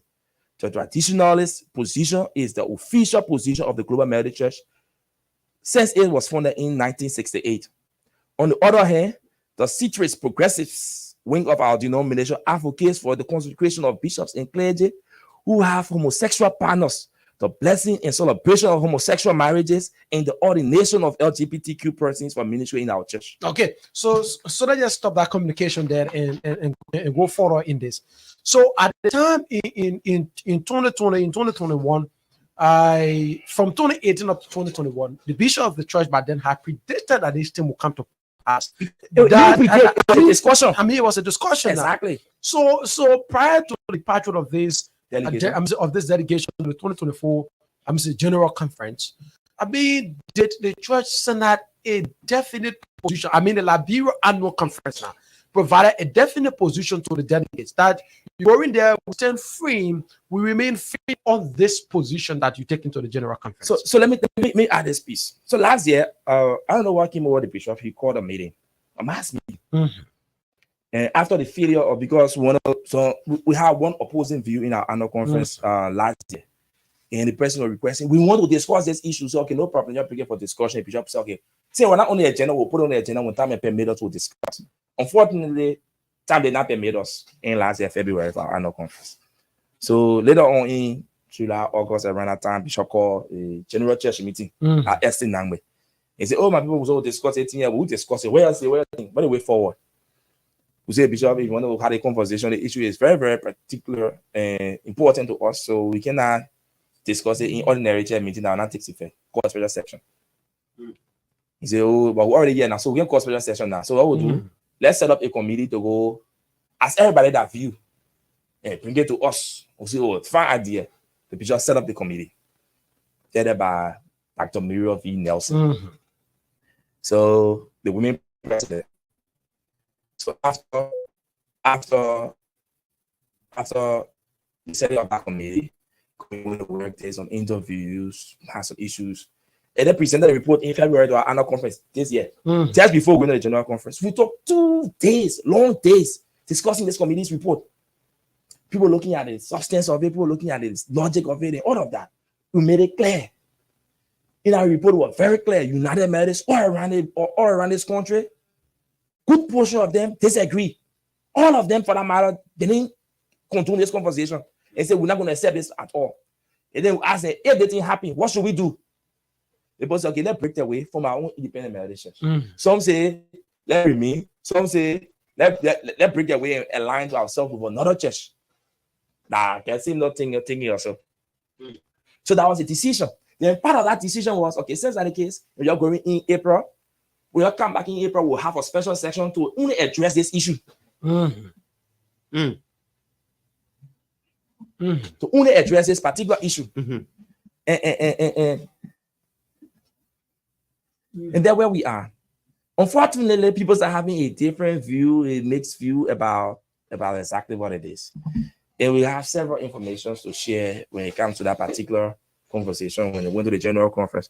But we keep it as that, because if we go to the general conference, the secret parlor, you get a list money devising for you. Press yes to say yes to this, press no if you say no. So nobody seeing you voting, why you pressing yes for no? So we can prove who vote for it, who didn't vote for it from here. But we know people from Liberia voted to uphold this, to go against this very decision. Do you believe people from Liberia did? Very well. Very well. Sure about that. Yeah, I know that very well. I mean, I'm not going to prove it. Like I said, a secret ballot. I know what our response is. I'm asking this because a lot of those you mentioned, those are people that have been entrenched with the doctrine of the Methodist Church. Those are people that have lived almost all of their years in the Methodist Church. I mean, for a very long time, they have stayed with the Methodist Church. So it is expected that those are individuals that could uphold, I mean, the doctrine of the Bible and perhaps stick to, I mean, the book of discipline rather than, I mean, overturning, I mean, their minds to somehow, settling for such a conversation on homosexuality. So let me say this. There's a conversation from one of the delegates. He said, when they voted for lifting this ban, the church in America, the global church, say only church in America get the right to the church haven't got training leave. I'll tell you the reason why later on. So he got angry and said, no, we can remain the church with the issue. Anything that contradicts the Bible, and I'm my friend. So he did the petition and he did 20 signatures. Our Liberian delegation was 16, including himself, make it 16. And so, by right, we know so we're looking for 4 senators now to agree so they can break away to move from there. Unfortunately, all of that number of persons who participated in that zoning, 5 of them refused to sign the petition to move. Why did they refuse to sign? Oh, out of the 16 that I left Liberia. 5 refused to sign. 5 refused to sign. And he needed only 20 signatures so that the church could break away. So, like, church in Liberia can break away. He had to go to Cote d'Ivoire to get the remaining signature. He had to go to Sierra Leone to get the remaining signature. Chief, I can share a couple of pictures. When we went to America 2016, we were a delegation. All of the members of our delegation went to one place, including Bishop Choir to that particular African Initiative meeting. In the retreat center where all the Africans came together. We were dressed in our African attire, especially us from Liberia. We had a specific green lapa that we wear. This year, everybody went on their own delegation together. Everybody it was a critical decision. Everybody was fire apart. No, they they ensured that with the pre-conference meeting, the Africans together and go to and meet first and discuss and plan before they come to the general conference. They ensured that meeting they need to succeed. So they canceled that out. They didn't cancel it. They found a way to stage manage the tickets and the arrival dates and even the essay for some people. Exactly. I'm saying, I'm bit careful because we are talking. Wait. We are talking about the United Methodist Church here this morning. Like we said, this topic is going to be very interesting, and as you can listen to it, we are going deeper into this conversation this morning. And Harris is getting more and more interesting. Yeah, I'm concerned now. Yeah, right. That as of the conference decision, now the ban has been lifted. So which means if you gay or you lesbian, you can be pastor of a Methodist church and still be cool. No one get problem with you. That's the simplest interpretation. Exactly. So is that what that's happening now, Chief? The United Methodist Church. I don't take where when United Methodist, our church can accept and condone homosexuals and accept it, and it can be legal for you to be a practicing homosexual and publicly announce homosexual. We get problem with you. Does it? Our church, the thing our church say we should do. Alfred, does it ban? I'm saying, does the ban also mean? Does the lifting of the ban also mean that if you are a gay or a lesbian, you want to get married, it is with the responsibility of the Methodist Church. If you go to them, they can ordain, they can marry. They can marry. That is wedding taking place. It's wedding taking place now. See, go on the internet. Right to the same conference, people get married right there. Wow. To the very same conference, people getting married there. Chief, the thing is not the smart thing they did, the whole Africans with. They said, oh, let's do a regionalization. Like the bill they carry, regionalization. So meaning you fit things in context. And I tell people, we don't need context. There's a book of this up inside my own old event with me, 2016. Yeah. So 2024, they are 8 years now. They will be 8 years. The book cannot decide my faith. The very same book have already regionalized the church. Meaning, we in Africa can make our rule, that we in America can make that rule. A regionalized. The book, when talking about youth, in America, they say the youth are 12 to 18. The book tells also say youth in outside America, you can be from 12 to 25. Young adult from 19 to 30 in America, but for outside America, because we can leave our mind power soon, we'll be up there up to 35 years. And the same book. If you go to the American church, the way we celebrate Mother's Day and go cry and sash, nowhere in America you see people doing except the Liberian church where you go honor and sash and cry. No, don't do that. Happy Mother's Day. Finish. We do ministry, that's the way people do ministry. The way we beat our drum and sing and dance, that's the same way they do. It's not the same way. So we have already contextualized the church. We don't need to contextualize the church any further. No, Alfred. Especially to accept as a flog it. Okay, everybody do that in the context. American people say, some of the American church say, okay, that's a regionalization.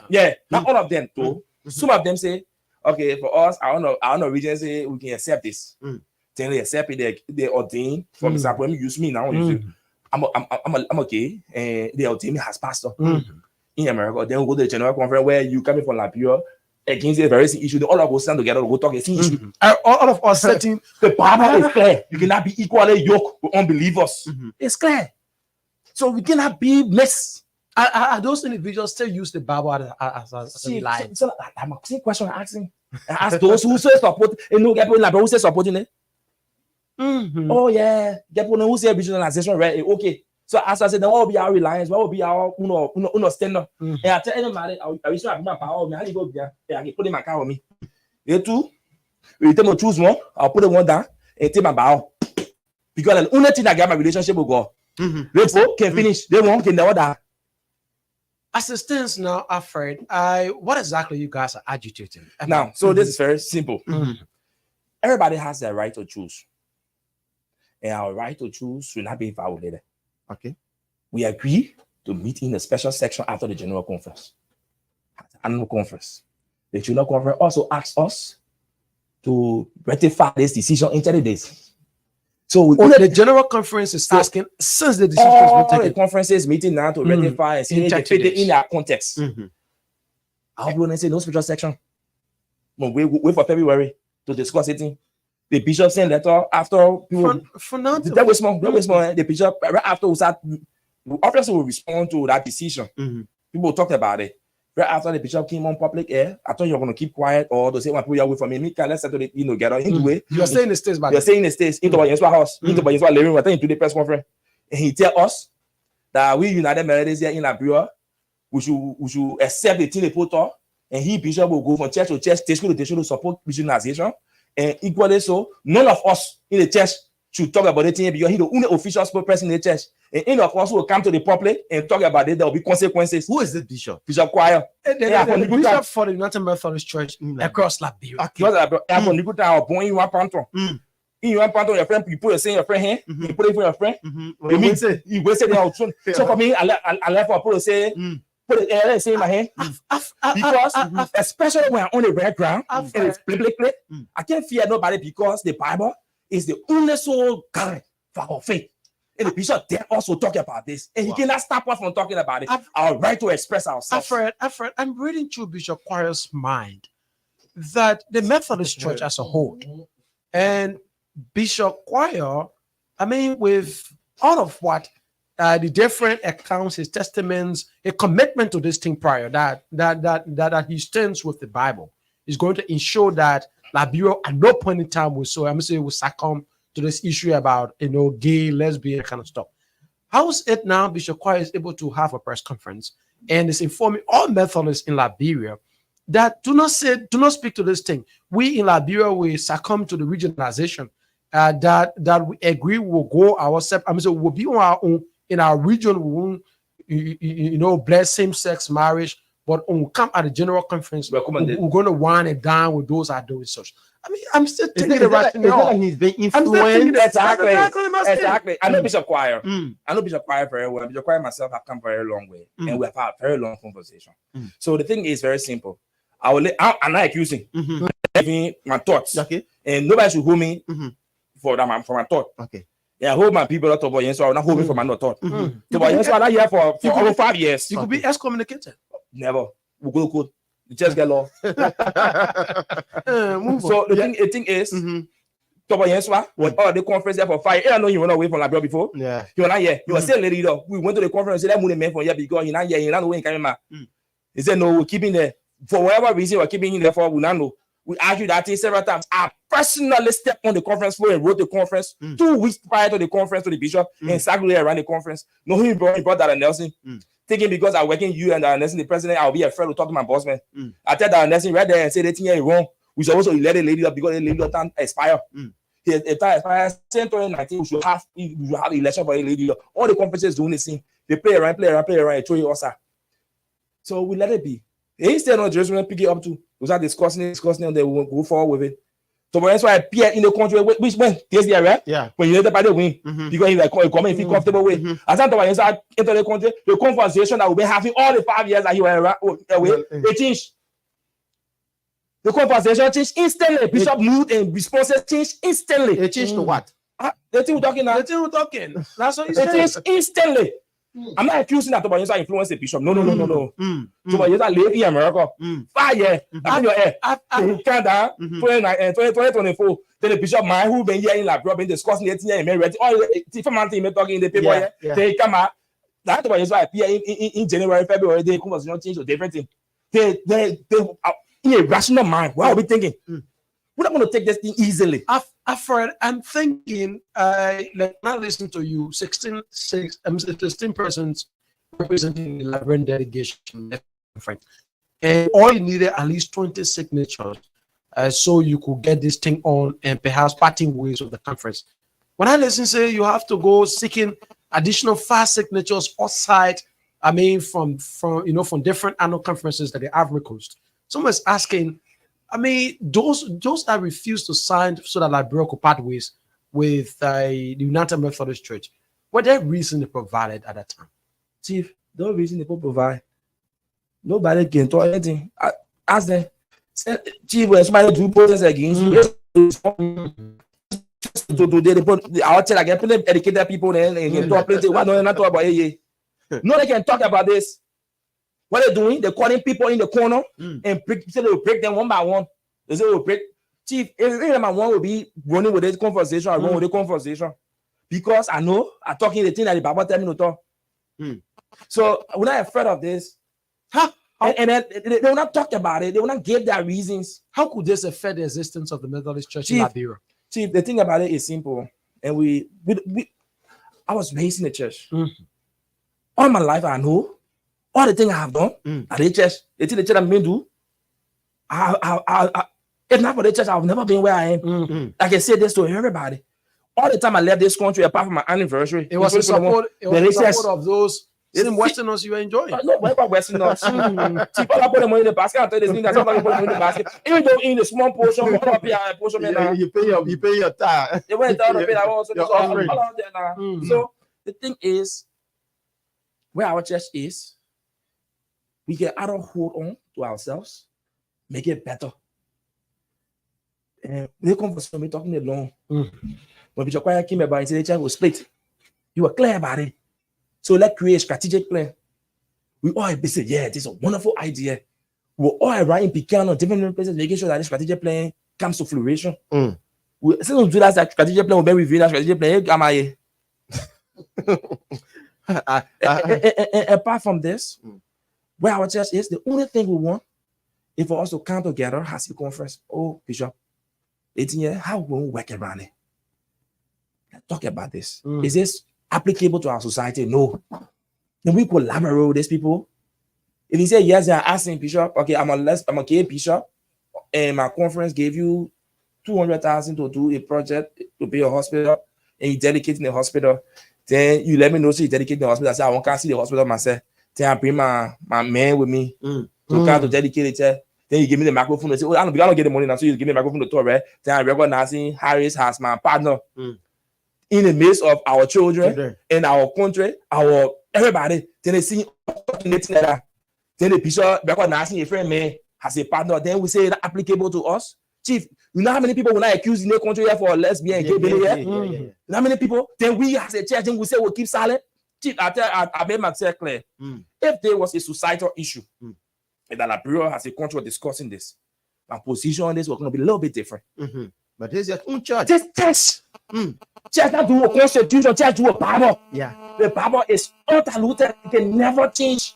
From age to age, that the way it's been looking. Let's transition quickly to a June 7 movement, then we'll take a pause now. So thank you. The most important part. Just 1 minute.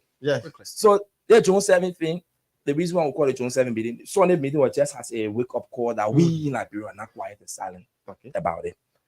And the bishop called a meeting on Friday with the distributors and leave out plenty of other people. And in that meeting, he will not be speaking to only the distributors. Why he calling them? We not know. No communication. Nothing been said. The bishop in the country saying, come on, nothing been said, nothing been talked. That's in return. Yeah, Bishop quiet. Okay. Since on the people want to go back into the airport too. So we'll say, okay. Say that how the thing looking, we'll have a little call to action. Saturday, like then we'll do the flyer. no resources from nowhere. When I expect to get money to get, I think I'll do that. That's right. So we start sharing the flyer. For me, man, people start sharing all around too. As soon as I post a flyer, I start seeing the sharing. Put that with people to share. To have people grouped. And then afterward, we said, no, this is not just the end. Say there's a wake-up call. Let's do a bigger one. Let's do a bigger one to send this message clear that we United Methodists are concerned about this. We want to discuss this. We should not be threatened not to talk about this. This is our church. I can tell you, my grandfather makes so much significant efforts in making the church my church to where it is. My late uncle, Cos Mensah, Archbishop and Bishop Innes, and those who were in the church, the uncle went to Maryland because Cos Mensah from Maryland. The uncle went go there, go buy food, go buy chicken from Maryland, carry to Maryland. Where we do sound all the chicken for. They go to the annual conference, no food, you have to get bring a truck, go to Ivory Coast and go buy food for the annual conference to eat. So that the church can leave. I live in the church. You have less than 30 days to make a decision, or moving forward, you're going to be succumb to this. We're not going to leave this church because some of the conversations say, oh, y'all go. No, we're not leaving. We as the annual conference will make the decision whether we accept this or not. When the annual conference make the decision to accept it, I will go to my chair, my people, the annual conference accept it. If you accept it too, if they say no, then we'll take our chair, we'll go.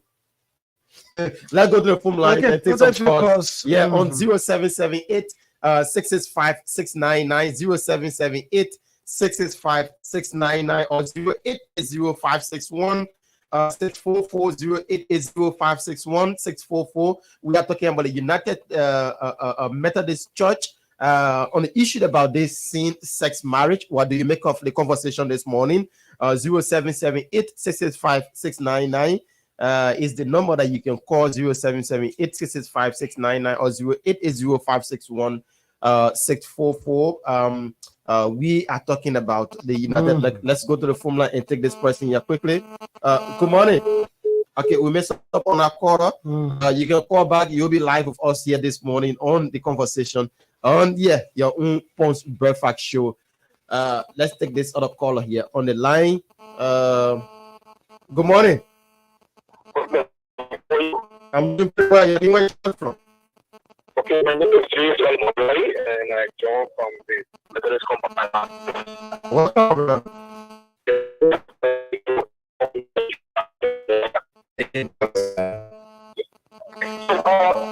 Regarding to a topic of the conversation, I'm having this, and you see, we this person here for ourselves. I'm just a congregational church. The bishop of our church is not a member of our annual conference. Like other delegation is the Reverend Dr. Jeremy Kula. As a matter of fact, the bishop was solicited in 2020 was solicited the Labrador conference in Nanaco. In Nanaco conference, the bishop met the Nanaco conference and he presented it argument to people. And it was very clear that no, he said, we got to record it, that the men thing and women thing, young one thing, the person said, no, these are predetermined issues.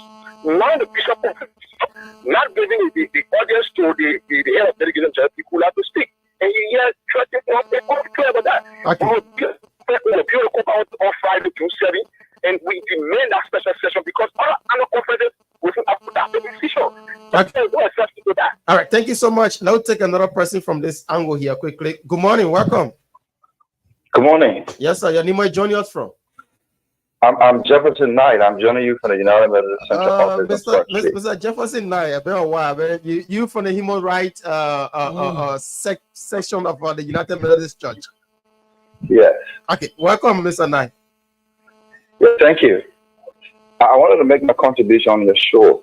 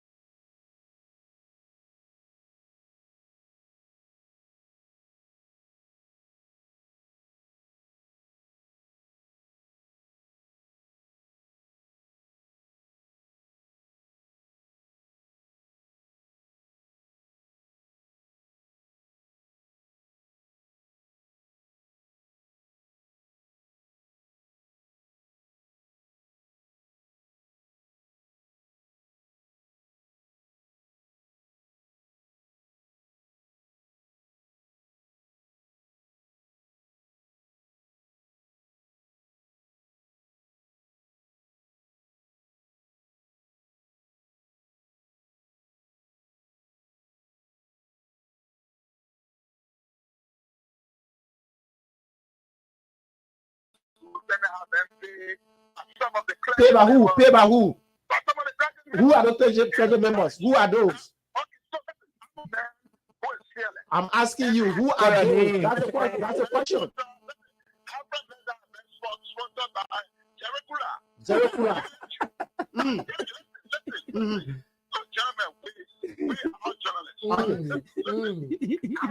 But I'm saying that's a grave allegation. That's a grave allegation. Okay. We will uphold and our bishop got the fear of God. Our bishop respect the All right. We'll find a time we'll find a time to have a conversation with you and Alfred. Hello. Okay.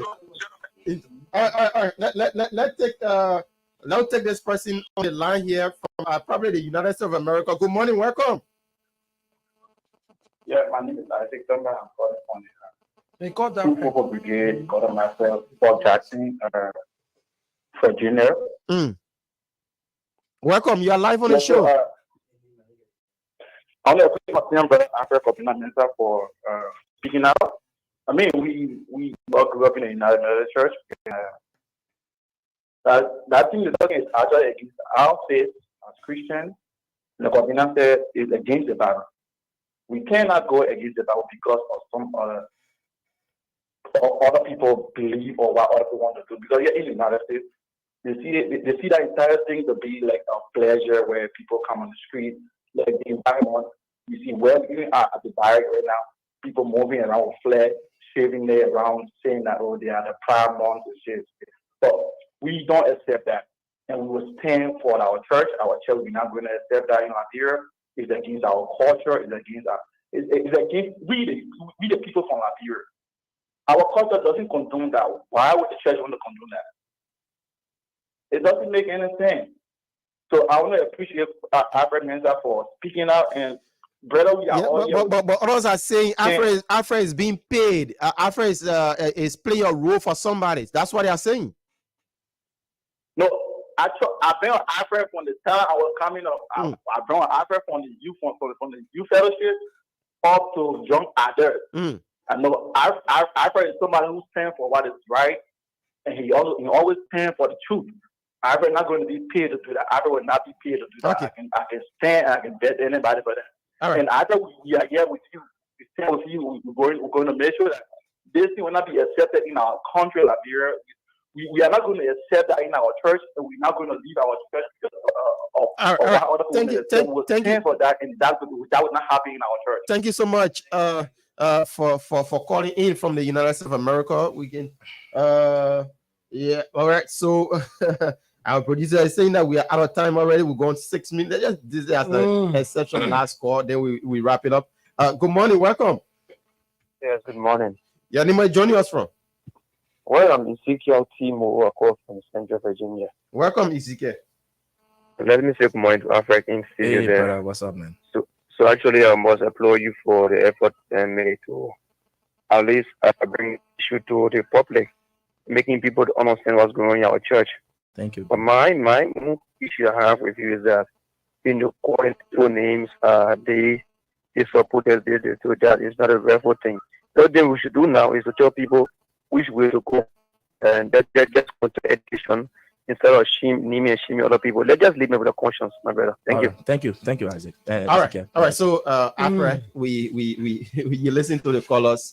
Some are for, some are against. We are already out of time, so you want to conclude from there. So the first thing is, all my life, nobody gave me a cent to do what I do, and Adoba knows it very well. At the annual conference floor, when I step there with the conviction to do the thing I know is right to do. Adoba talking because you want to protect his job. I know one person who was appointed to the radio station. It's not the person who, as a radio station, they were covering the other people protest to say they will remain UMC. As an they cover our protest, they were even telling us we'll move in front of ya. What can do in front of ya? I don't know if Harris or even listen. Even though I think it'll be joke. So I understand now. I've never been able to receive $5. We were sitting out here that with that gathering ourselves. Somebody said, okay, somebody sent me text. After where you are, I say, yeah, how you paying the journalist? We get going to pay the journalist. I didn't get 20 in my pocket. I know I was selling $20 a minute. to get him in the transportation. Mhm. It's okay, I come back. She went to the bank and Prince wanted to pay her out or what we had. Oh, you get water, no, okay, I'll bring water. There's a conviction. There's biblical. There's no joke about it. There's my faith. I've never talked to Jerry Kula for more than how many months. The last I saw Jerry Kula to the annual conference, and me never talk. Even his son Joshua and myself, we grew up together. Joshua Kula and myself grew up together when we were in school. We hardly talk before I talk about Jerry. So nobody pay me a cent to do what I do. I do it because it is a right. If Jefferson said the church in Liberia will not condone it, now they say they were talking. What different from the two we're talking from the one we're talking? If the church will not condone it, we say the church will not condone it. So call this session. Let us make it clear to the world that we will not condone this. Let the bishop call this section and tell the people in the world that we will not condone this. Then we'll be clear. We'll be satisfied. That's all we want. We're not calling for nothing more. Let me tell you what the church in Africa did on May 26th. The bishop called a meeting right after the general conference called meeting, called people together. They both said they were not there. Instantly, the bishop himself signed that letter and make it public. We, the United Methodists in Cote d'Ivoire, facing ourselves on the general conference and from today, we no longer United Methodists. We'll be independent church until we can see what we can do. Southern Nigeria, the bishop himself, Bishop Yahona, John Wesley Yahona, made that public pronouncement. Europe Asia made that public pronouncement to the general conference and to that play in the America play made the pronouncement that they were leaving the church. If we do not condone this, why are we secret about it? Why are we holding it? Why we can't discuss it? With all of us say we don't condone it. Then you get a problem me saying I'm not condone it. And you say pay me to say we're not condone it. Then you say saying the same thing that we're not condone it. It doesn't make sense. It's not rational. If you don't follow the kind of studio, that's all the reason why we should remain in other medicine. Let me tell you the reason why we shouldn't remain in other medicine. This is biblical. So that play I will stop for my party. Okay. Thanks so kindly, Alfred, for turning up. It was a wonderful conversation. We follow up. On Friday, we hope that June 7, I want to use this opportunity to permit me to use the studio to encourage United Methodists who know the Bible is the first pillar. Let me add this. We have 4 pillars. The first pillar are scripture. Then get reason, tradition, and the rest of the other one in there. Because if scripture is violated, then the rest of the other pillar will fall. So if scripture cannot be your hell in the United Methodists, we're not United Methodists because we break one of the pillars. So if you know we're breaking our pillars, let's come up. Let's show up on June 7 and protest against this issue and call our bishop to call this special. That's all we call him for. We're not talking about homosexual being. We say the bishop should call the special section so we can decide that we're not endorsing it. They see not endorsing it, talking. Now I'm talking to so we can all where will the protest be held? On to the same place. I hope you will not be prevented from using the premises. No, chief. Are you not? I pay that for the manager. If for the manager's church, the apostle will be paying rent. So they get stopped from using that place. That women place there. So we'll go there. All our church people. So it will like to do it. So not enter. Okay. Okay. We say once we'll go to our government place from the ACA. We hope it will be peaceful. Obviously, it will be peaceful. We'll be very peaceful. We are peaceful people, church people. Okay. Thank you, Alfred. Thanks so much for coming, folks.